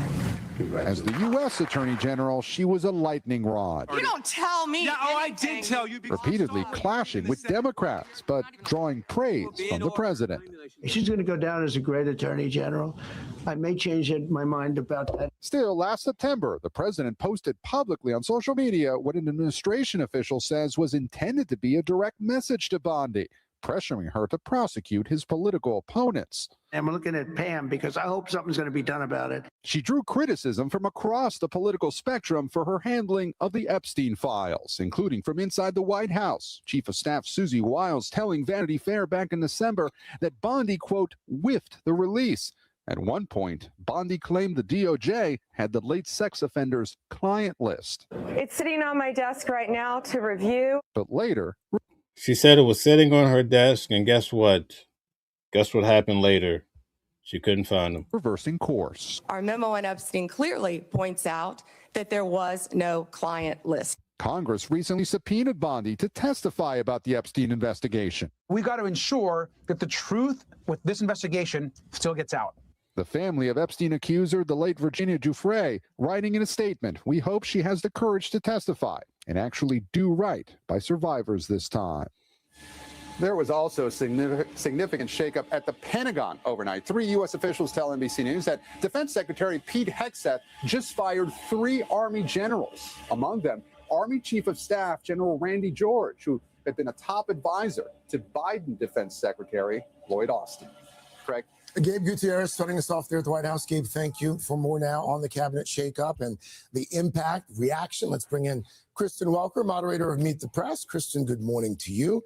So, Kristen, I mean, Pam Bondi, by all accounts, was pretty loyal to the president, went after his perceived political enemies from time to time. She was even at the White House the night before the announcement came out. What do we know about what finally tipped the scales? Well, Craig, look, based on my conversations and NBC's reporting, President Trump's frustration with Attorney General Pam Bondi had been building over time, but in recent months really centered around 2 main flashpoints. Her handling of the Jeffrey Epstein files. There was this perception that she was responsible for a series of missteps, and her inability to effectively prosecute his perceived political enemies, like former FBI Director James Comey. Now, Craig, look, we have to note, it's hard to know if anyone else would have been more effective given the constraints. All right, put a 1 in the chat if you felt like Pam Bondi was loyal to the President of the United States. Put a 2 if you felt like she wasn't, or a 3 if you just don't care. Tell us how you feel. Of the law. Bondi was deeply loyal, though, to Trump, and it's clear that just wasn't enough to save her job. The fact that she's now been ousted just weeks after Homeland Security Secretary Kristi Noem, Craig, raises some real questions about whether others in the administration could be next. So that's part of what we'll be watching for here. Kristen, the number 2 at DOJ. My heavens, if this is how the loyal goes out and gets fired, what happens if you're not so? And what's going to happen to Kash Patel? Word on the street is that he's up next. Did you see the video of him dancing? And the president also had to tell him to cool it a couple months back because he was drinking on video. You know, the president of the United States is not a big fan of drinking, and especially in public. So, in fact, he gives all of the guys there, his key administration, their shoes. He likes them to wear those black shiny shoes, right? Church shoes, right? And Rubio, his is a little too big. So the word on the street is that Rubio didn't have the heart to tell the president he gave him the wrong size. So out of loyalty and love, he's just wearing the sizes too big, like the Three Stooges. Rod Blanche is now going to be the acting attorney general, someone you've interviewed before. Any sense that he might actually get the top job? And if not, who? Laura, great question. Look, Blanche is absolutely one of the names we are hearing who could be a replacement. He's incredibly loyal to the president, having served as his personal attorney. He's also, it's worth noting, been the public face of the Department of Justice on some of the thorniest issues, from the Epstein files to questions surrounding ICE enforcement in Minneapolis. Now, another person the president is eyeing for the job, according to sources familiar with his thinking, the administrator. So I just want to unpack this for you a little bit more. When it comes to Pam Bondi, back in May, remember now, all of this started with the Epstein files. is because Elon Musk, he was very agitated with the president of the United States, and he says President Trump is the Epstein files. So he says Trump is, and that's when everybody started paying attention to the Epstein files. Really, I mean, it was still floating, but that's what put all eyes on the Epstein files. So Pam Bondi came out. She says, you guys heard in the video, she says, these files are on my desk, right? Well, lo and behold, there's like 6 million files, and each of those files have a different array of folders and pages. So how can you have over 6 million files on your desk? Even still to date, they haven't released all of the files. And with the firing of Pam Bondi, now Todd Blanche is saying, listen, we got to move on from the Epstein files. Basically, it's a bunch of nothing burger. So I doubt if we'll see much coming forth from the Epstein files going forward. But what does this mean? The only way that you'll probably see anything materialize with the Epstein files, because remember when I went to the Clinton's deposition, one of the things that people were saying is if the Democrats win, as the president says, bigly, if the Democrats win bigly for the midterm elections, then and only then they're going to try to have the president and his wife come and sit for a deposition just like the Clintons had. And this is what I heard some of the representatives saying at the Clintons' deposition. Okay, so it's very important that you put all of these pieces of the puzzle together. And also on a different track, keep in mind all the information we covered here today at lunch in regards to the war, because when I come back on tonight to cover what's going to happen after 8, it's good that we'll be prepared to know what to look for and understand it at a high level. Thank you. The Environmental Protection Agency, Lee Zeldin. Mr. Trump has referred to him as the administration's secret weapon. In fact, Zeldin is an Army veteran with a background in law and crisis management, actually. But let's just back up. Whoever the president picks will undoubtedly. All right. My good Lori says, I feel like her conscience was getting to her. Thank you so much, Lori. Undoubtedly be someone who will aggressively pursue prosecutions against his biggest rivals and also navigate the complicated legal issues hanging over the White House right now. Not surprisingly, Republicans, including some I've spoken to, are hoping to move quickly to confirm whomever President Trump nominates for this post. Lauren Craig. All right, Kristen Welker. Kristen, thank you. We know you'll have the very latest this Sunday on that and much more, because if it is Sunday, it's... Okay, so what do you guys think so far? We're going to keep moving and covering even more when it comes to Pam Bondi. We're going to see what the former judge had to say in regards to this. So let's keep moving here. Andrew Napolitano. Good morning to you, Judge. Great to see you. So the president reportedly frustrated with Bondi for not moving quick enough on several indictments against some of his political adversaries. Bondi also under fire for the handling of the Epstein files. What do you think the final straw was for him? Well, I think the final... good morning, Mark and Charlotte. Always a pleasure, whether we're in the same room or remote. I think the final straw was the president's frustration at the slow pace of the prosecution of his political adversaries. We know about the failure to indict successfully Jim Comey. We know about the failure to indict successfully New York State Attorney General Letitia James. What we don't know about are others that the president had asked Attorney General Bondi to seek to indict, and which apparently hasn't happened yet. Look, on one side of this equation is the Constitution, which says effectively the president is the head of the executive branch, and everybody in the executive. Well, so I just want to let you guys know, I covered the No Kings the other weekend here in New York. And so I was right there. You guys probably saw it. I was right there with Letitia James, and I had my Watching the World sign, and she said she would follow Watching the World. So if Letitia James is following, shout out to you, and thank you so much for following Watching the World too as well. So thank you. Executive branch works for the president pursuant to his policies. Right. On the other side of this is the law, which has been enacted by Congress and even by some states, which says there are things lawyers must do, like they can't charge people for felonies without getting a grand jury to indict, and things lawyers may not do. And so that tension, I think, probably was a little too much for the president to endure. And we know that Pam Bondi has been subpoenaed to testify. So I just want to take a moment because Mr. Chester Cheetah makes a good point. Says, me personally, if I was Pam Bondi, I would throw Donald Trump under the effing bus, even if that meant getting him impeached. And remember, I voted for him, but I don't agree with his firing of her. So let me ask you guys a question. Do you guys think that Pam Bondi will become the next Marjorie Taylor Greene? Put a 1 in the chat if you think Pam Bondi will be on the trail talking negatively about the president in the upcoming months and years ahead. Or do you think she's going to toe the line and still stay loyal to the president, even though he fired her? So give us a 1 or a 2. A 1 if you think she's going to stay truly devoted. Remember the song by Earth, Wind, and Fire, True Devotion, right? Blessed are the children. Let's see what you guys have to say. For the House oversight on April 14th, and that's related to the Jeffrey Epstein case. Not sure yet if they will enforce that subpoena. We know that on X, Congresswoman Nancy Mace has said that her subpoena will still stand. So how much do you think Bondi's new job status, whatever that might be, will affect her deposition? Well, I think she's going to testify. Look, we don't know if she's still the attorney general. We haven't seen a letter of resignation. We don't know.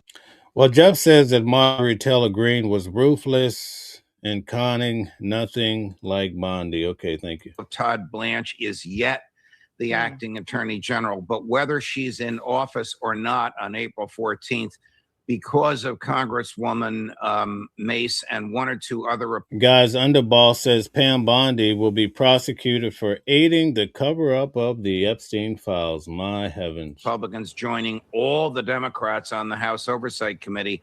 I think she will be compelled to testify under oath, Charla, but she's going to be testifying about history, not about things that can happen, because we know that she's either out of office or soon will be. Oh my goodness, Lisa almost took me out of my chair. She says she has Trump devotion syndrome. Oh my goodness, that's crazy.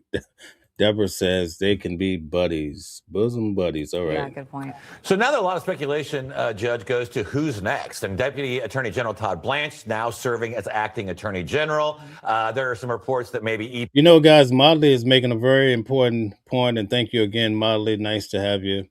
Molly says her security will be at risk. Didn't they just move Pam Bondi because of the security risks? I just thought about that. Thank you, Motley. They just moved her because of Iran was basically coming after her head, I believe. And now she's fired. What does that mean, right? Will she have the luxury? I mean, some of them were over in Washington on the Army base. Remember, they saw the drones and they have all this protection. I wonder, will she maintain such protection? PA Administrator Lee Zeldin might get the nod. There are some others who are being mentioned. If it's Todd Blanche, be careful what you ask for. This guy's a former prosecutor, defense attorney, and he is really well tested under the court of law. You know, since the World War II era, Mark, the Attorney General of the United States, with just 1 or 2 exceptions, has been a very, very highly respected lawyer as a legal technician. With deference to Pam Bondi, I don't think she was in that category. Todd Blanche is.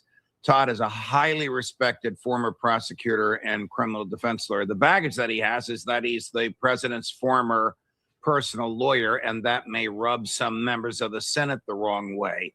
But I think Todd, knowing him briefly, I don't know him well, has the fortitude to say, Mr. President, we can't do this. There's no evidence here. You want us to indict Mark Lauder? He didn't do anything wrong.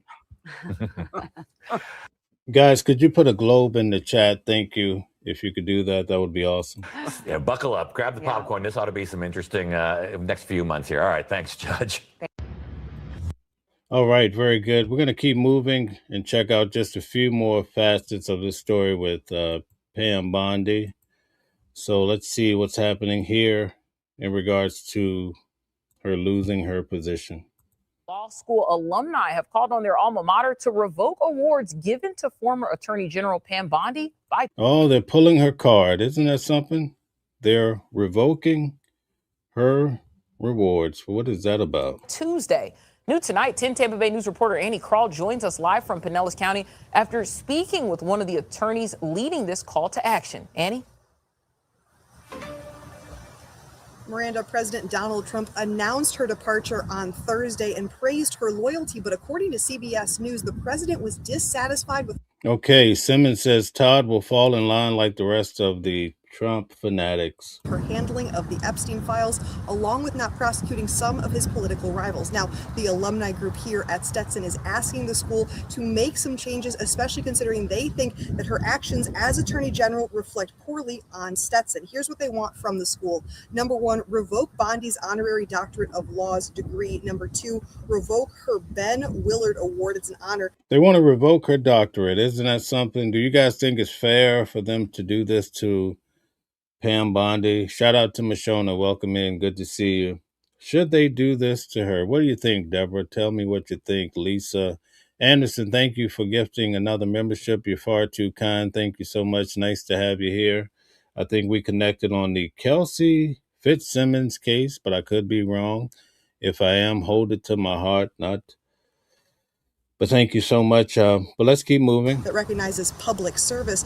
And finally, remove her Distinguished Alumni Award. Now, I just spoke with the attorney representing the Stetson Alumni Coalition, Johnny Bardeen, who says they're hoping to restore confidence and value. Not only that, they're trying to disbar her. Isn't this something? She's taken all this heat for being so loyal to our commander-in-chief, the President of the United States. In a Stetson law degree. You know, Stetson law in the public is not known as prominently. You know, I think in the legal community it is. We are. Okay, guys, let's pay attention to Kathy. Kathy, number one, thank you for being here. Thanks for liking and subscribing to the channel. Kathy says, colleges believe in integrity. I'm in a National Honor Society, and if I caught doing a crime, I lose that lifetime spot. Wow, thank you for giving us more insight into the situation, Kathy. It's nice to have you here. On top of trial advocacy, legal writing, and ethics year after year after year, but not everyone knows that. My goodness. Hammer Man says she belongs in jail. Lock her up. Wow. And attorneys already face a public perception problem. And so when one of our most prominent alumni ascends to that position, we ought to be brimming with pride. All right, Jeff. Good old Jeff says, is anyone really surprised by this with Trump? Thank you very much, Jeff. Hope your family's well. Grumpy says they don't know Lance. Okay. Thank you very much. Okay, so now we're going to look at our last point of today before we reassemble tonight to see what's going to be the developments. We're going to be on deck at 8 p.m. Hopefully we have a deal on the table by then, but if not, well, we're going to cover it either way. But it looks like it could be some sad situations developing if Iran does not come to the table tonight with the President of the United States. Whether they like him or not, we need a deal to happen to save lives. A major shakeup at the Department of Justice. President Trump has fired Attorney General Pamela Jo Bondi after just a 14-month tenure leading the DOJ. Bondi is now the second member of Trump's cabinet to be forced out in this second term. Bondi reportedly ended up in the president's crosshairs for a couple of reasons, principally her handling of the DOJ's Epstein files. We'll have more on that later. Also an issue was her failure. Okay, guys, so we have Lance. Lance says he's answering to what I said. It's going to be sad tonight at 8 o'clock if Iran does not make a deal. He says sad for you, sad for who? Who do you guys think is going to be sad for? Will anybody be sad if the President of the United States decides to move forward and really escalate this whole war on Iran, especially if it gets to a point where there's nuclear behavior involved? So answer that question, guys, for Lance. Let him know who's going to be sad. To successfully prosecute the president's political foes. Let's take a look at how some of that played out. Trump putting a... Thank you, Lisa, for the super chat. That's awfully kind of you. Thank you very much for all the support. That's right, Lance. Sad for the Iranian military. Thank you. Extraordinary pressure on his Attorney General Pam Bondi, publicly calling on her to use the power of the Justice Department to prosecute his political enemies. Notable cases include 2 failed attempts to indict New York Attorney. So we're still covering Pam Bondi. We're wrapping it up, though. But fourth, Density Music says his choice will protect our future and the future of our children. Thank you. General Letitia James. Today's ruling means, at least for now, both cases will be dismissed. Federal charges have been dropped against Mayor Ras Baraka following his arrest outside an ICE facility. Bondi is the one who installed Lindsay Halligan as the interim U.S. attorney. That has been invalidated. Both Halligan and Bondi should be disbarred. Those are just some of the many cases that the DOJ has tried without success. Look at all these cases, right, that they've tried. No charges for Letitia James, Jerome Powell, right? Look at there. Quite a few people. Mark Kelly. I don't even see James Comey on the list. But they got old Don Lemon. They have John Bolton. Definitely he's on the cooking block. You also have Fannie Willis. I imagine that she's going to be on the front row as Todd Blanche takes over. Oh, here's James Comey. But I believe that she's going to be in the hot seat because her case was very instrumental down in Georgia against the president. And I think he really wants to see some of these people cooked. Us to pursue. Here are some more. Judges have pushed back in each case, saying that the challenges themselves lack legal merit. And with any government shakeup, it seems. So, guys, we're just wrapping up here. I'm going to finish out with this video, but I want, before we get to the conclusion, I want to be very clear because tonight at 8 o'clock is a big event. It could be very life-altering if this thing gets out of control. I think the president is using the art of war, just like he's trying to present with the art of the deal. Hopefully it works out and things do not get even more chaotic. But put a 1 in the chat if you agree with the action that's happening from the president and this administration in Iran. So if you agree with it, put a 1 in the chat. Put a 2 if you disagree, okay? And then this is important. Put a 3 in the chat if you just don't care. You don't follow the war. You could care less. Maybe you like to go to Disney World. I don't know. Maybe you want to go fishing or something. But put a 1 if you agree with the president. You're going to ride with the president 100%, standing on business with the president of the United States. Put a 2 if you don't want any parts of it. You're just like the Pope. You don't want to do war. You're a Christian, right? You believe that we need to lead with love and just let them come in and do it, whatever. So 1, 2, and 3. Let's see what everybody has to say in regards to this. Very important poll. Thank you. That breaking up is hard to do. Bondi reportedly did not want to leave her post at DOJ.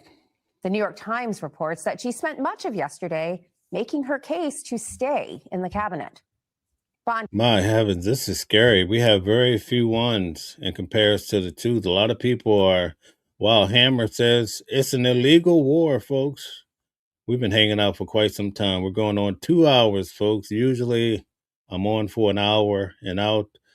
I've been enjoying hanging out with you guys. And tonight we're going to be hanging out for a long time until we figure out what's happening with the war. He, however, released a statement saying otherwise. She wrote, quote, that she is thrilled. Okay, so notice, this is the key part of the show today, guys. Notice how Pam Bondi writes her answer, her response to what the president decided to give her that big, you're fired at the highest level in government. Check out what she says. To be moving to the private sector and will continue fighting for President Trump. So a lot of people will be very upset, maybe even feeling disgraced because they are getting fired at this high level. But look at her approach, right? And she's still willing to continue fighting for the president and this administration, right? Something to think about. And thank you guys for all the comments. I'm going to get to some of those in a few minutes. Trump announced the shakeup in a Truth Social post, writing that Deputy AG Todd Blanche will serve as acting Attorney General until a new AG is nominated. Do you guys think it's right? And I'm not trying to go too far with this. Do you think it's right for a president to be able to bring his personal attorney, bring him into the White House to represent his affairs, basically, but in the Department of Justice leading the way? Do you think that there should be a barrier there? What do you guys think? I really want to get through the comments. Let's get to it. I'm going to push these answers out right now. Grumpy says, hey, we don't attack Mel. Don't care how much you disagree. All right, it's okay. I guess I get attacked every day. I'm used to it. But thank you, Grumpy. I know you have my back. I appreciate that. JH says, why do we hear what Tom Hankins is doing? Who cares? Okay. Brian says, you need to make the world safer sooner or later. This has to happen. If Biden was alert enough to do this, the Dems would have, praised him. Hypocrites, 100%. Good point, Brain. Thank you very much. Good point. Okay. Vaughn says she was an AG, not his personal attorney. We're not talking about Pam Bondi. We're talking about Todd Blanche. Todd Blanche, I broke it down earlier in the show. Todd Blanche, I covered Donald Trump's case here in New York City where he received 34 felonies. Todd Blanche, who replaced Pam Bondi, was Donald Trump's personal attorney, right? When the president won the election and became the president of the United States for the second term, Todd Blanche came to be the chief of the Department of Justice, right? And so now he's taking the place of Pam Bondi, at least for the foreseeable future. So that's what we're talking about. But thank you for your comment. I understand some people are just coming in. I just want to make it clear. Anderson says, seems there should be some type of barrier. Okay, it's just like when it comes to these senators, right? Congressmen, the president of the United States says that, like, for instance, Omar probably had 30,000 to her name, according to the president, when she came into office, and now these people are like worth 30 million. So he says there should be some sort of barrier for insider trading or bribery. So it seems like there should be a barrier here too. I just want to see what you guys have to say. John Stevenson says private sector pays more money. All right, good point. Good point. She'll make some money. Maybe that'll take away the embarrassment. Anderson says, who's attacking my mail? Thank you, Anderson. Go get him, but go easy on him. I want everybody coming back. All right, Pretty Thing says, that is wrong. Okay. Curtis says, the administration is corrupt and needs to be removed. Oh, throw the whole thing out. Thank you very much, Curtis. Thanks for subscribing to the channel, for liking. All right, Be a Happy Camper says he had rogue judges. The Get Trump judge gave money to Biden campaign and his daughter made millions off the case. All charges were dropped. Thank you. JH says Trump has never drank alcohol in his life. Okay, very good. Victor says Trump should be in jail for a war crime. Oh my. Oh my. Simmons, good to see you commenting so much, says his entire administration is there to cover Trump. Blanche is no different. Okay, he's going to be covering the way, every little angle, every little drop, right? Let's see. Anderson says that's to Lisa. Okay, all right. Thank you. Okay. JH says no kings is so stupid. Okay. AI says conflict of interest. Okay, good point. All right. Gary says Trump and Pam made a deal. Okay, make it look like they fired you. Okay, thank you guys so much. There's so many comments coming in. I really do appreciate all the support.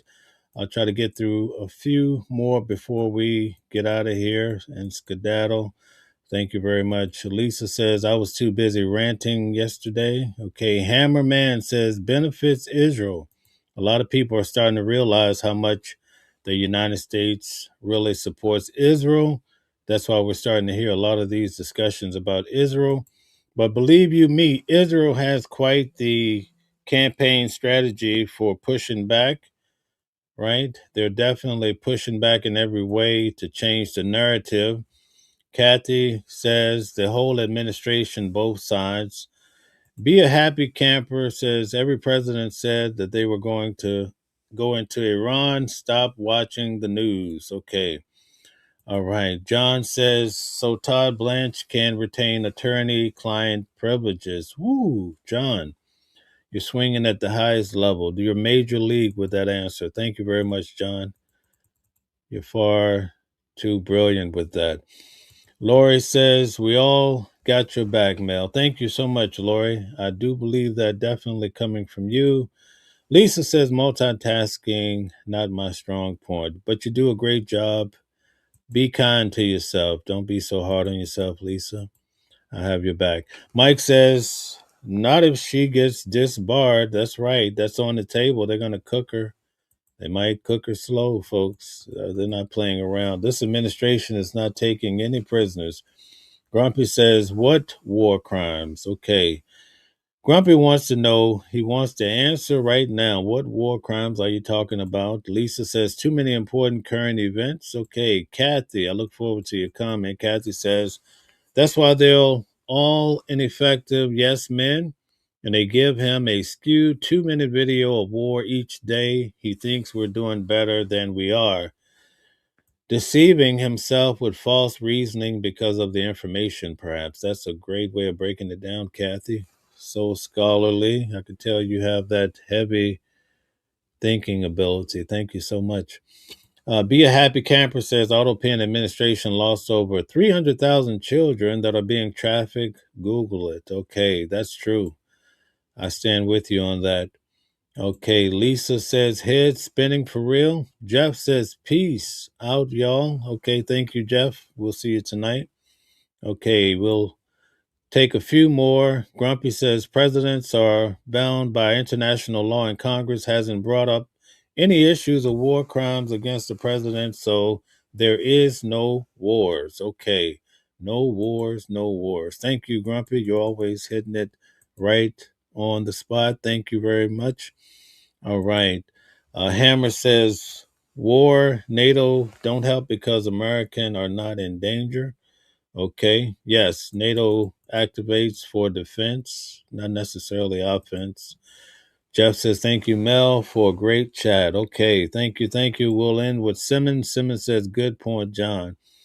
All right, guys, so we've had quite the show today. We're over 2 hours. We typically don't go that long, but I had to play catch up because I was away for quite some time last week, so I feel like we're back on track now. I just need 1 minute, folks.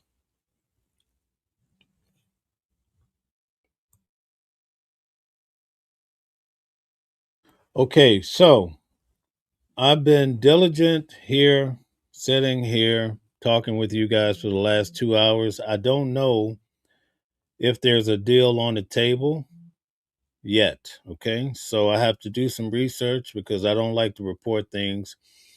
And sometimes I present so much information that people say, oh my God, you believe in this war, or you don't believe in the war. It's very hard because I'm just presenting information. It depends on what time you come in within the hour. And if you only looked at that little part of what I said, you could come to a false conclusion. All right. So it's very important for us to get the big picture. We have to hear the whole story. And that's the issue that we have in life nowadays because everybody takes, number one, it's my personal opinion, which I try not to give. But I think when it comes to TikTok and all of this swiping business, it has trained many people to only want to spend maybe seconds trying to understand a thing. We just want to keep swiping. We don't want to take the time to listen to something for an hour or to read an entire book. You see it with the younger generation. They just want to go on their iPad and swipe, swipe, swipe, swipe, swipe. And when you say, hey, let's watch a 2-hour movie, people are like, oh my God, 2 hours. I would never sit for a 2-hour movie, right? So this is what the world has come to. And I think at a higher level, you have people like China. They were really pushing this, and I think it was quite successful. It's almost like the art of war because in our lifetimes, we haven't seen China dropping explosives like we've seen from America and other countries such as Russia. China is more subtle in their approach. Okay, so they'll have us sitting there swiping, affecting your brain cells. So nowadays you don't want to spend time doing the deep dives, right? They purchase, take some time tonight. We could do a deep dive, but take some time and just research all of the land in the United States that China has purchased. They have a different art of war. And now I'm not saying that this is a part of war, but in your average neighborhood, sometimes you have 2 Chinese restaurants. You might have other restaurants in the area, but I guarantee you, when you go and stay at a hotel now and you go to the Google, to your Bing, and you do some research, you want to get some food, you're going to see, and I'm not trying to discriminate or anything like that, but you're going to have so many Chinese restaurants come up, right? This has to be by design, to say the least. So China is very smart. They're playing a different type of strategy that by the time you figure out what's happening, you might be out of here, right? It's very true. In fact, when it comes to Iran, we're starting to see that China is quietly sending them information. China is quietly sending them aid so that they can win, right? And I told you guys when I sat in court with Maduro, Nicolas Maduro from Venezuela, China was boots on the ground. They have deals with all of the enemies of the Americas, but yet we still shake hands with them. This is just common sense at this point. But most people don't realize that they play a high level type of war. In fact, when you go back to Great Britain, right, we discussed this a little bit earlier. They were the world power until they got caught up in fighting all of these wars. So it's almost like, they weighed down by so many wars while America was building itself as the new world power. So if we're not careful, we could fall into the same trap as Britain. Or recently I went to Rome. Rome was a magnificent, right, world power. They had all this strength, and guess what happened to them? They got bombarded with all of these same war actions. So we really need a strong leader. And many have found that strong leader to be the President of the United States, Donald J. Trump. Whereas we have on the other side a great measure of people that feel like he needs to get out of here and they don't like the president at all. But at any rate, no matter how we slice this thing, as I said yesterday, whichever side you sit on, it's the 2 wings on the same bird. And the bird ends up going to the same place. And a lot of times we get so distracted because we're saying, oh, my side is better. No, their side is better. But I think when you actually sit people down to the table, when I sit down with Stella, when I sit down with Gold Digger, when I sit down with Uncommon Woman, when I sit down with Anderson, when I sit down with Jeff, when I sit down with Grumpy, I guarantee your beliefs, when you separate what you truly believe, it's not going to be just red. It's not going to be just blue. It's probably going to be somewhere down the middle with intelligence and what's right. I think that would be the ultimate goal for each person. But it's cool to be a part of a team. It's cool to be a part of a group because it's just like down in where I grew up in the South, they had this big prison. And when I was a child, I would often hear about the death penalty. And they were actually, back in those days, I'm probably giving my age up, but they were actually giving people the electric chair.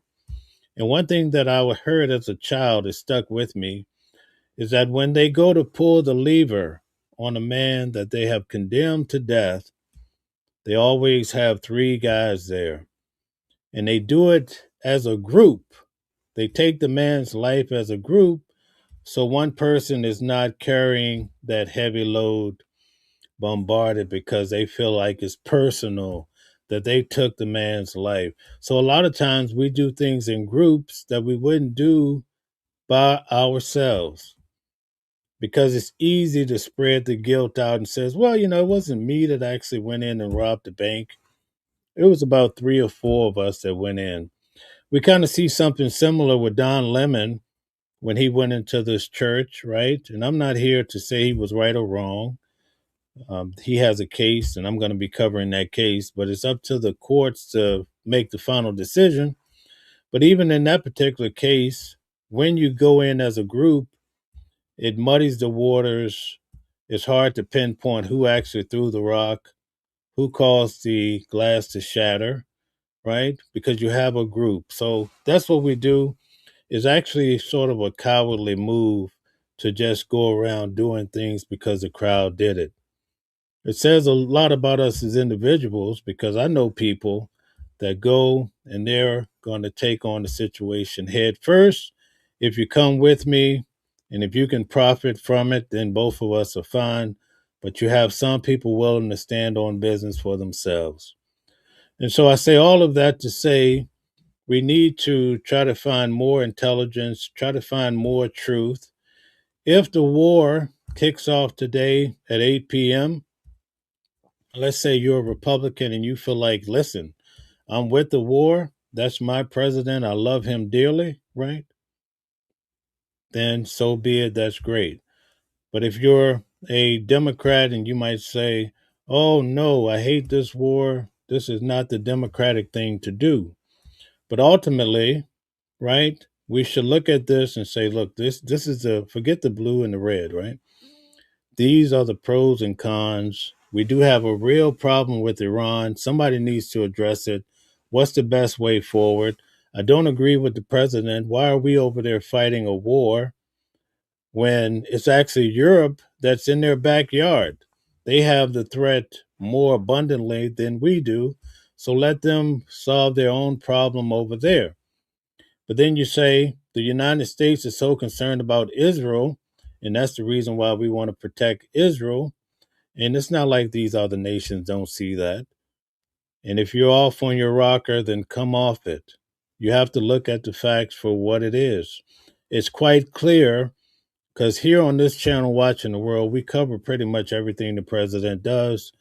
When these leaders of other countries come on to the White House, we typically broadcast.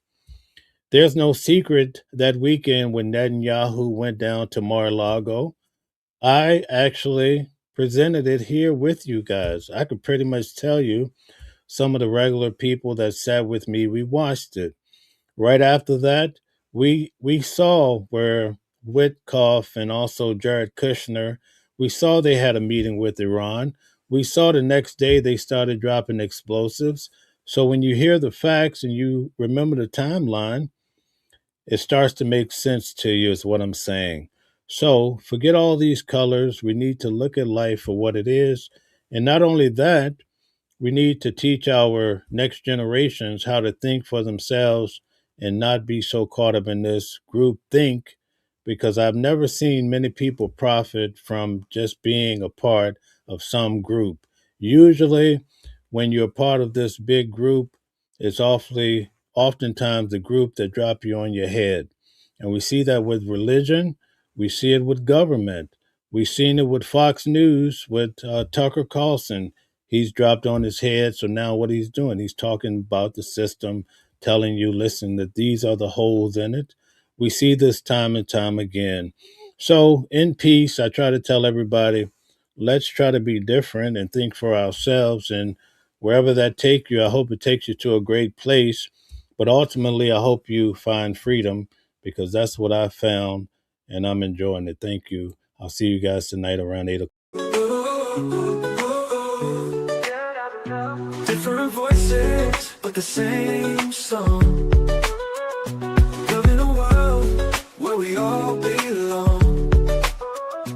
Kindness leading the way, breaking the chains. In the symphony harmony of love, the thing remains. Embracing diversity, brighter days in sight. Watching the world sharing love and light. Hearts beating as one in our peaceful flight. Colors of harmony, painting the night. United we stand in love's pure might.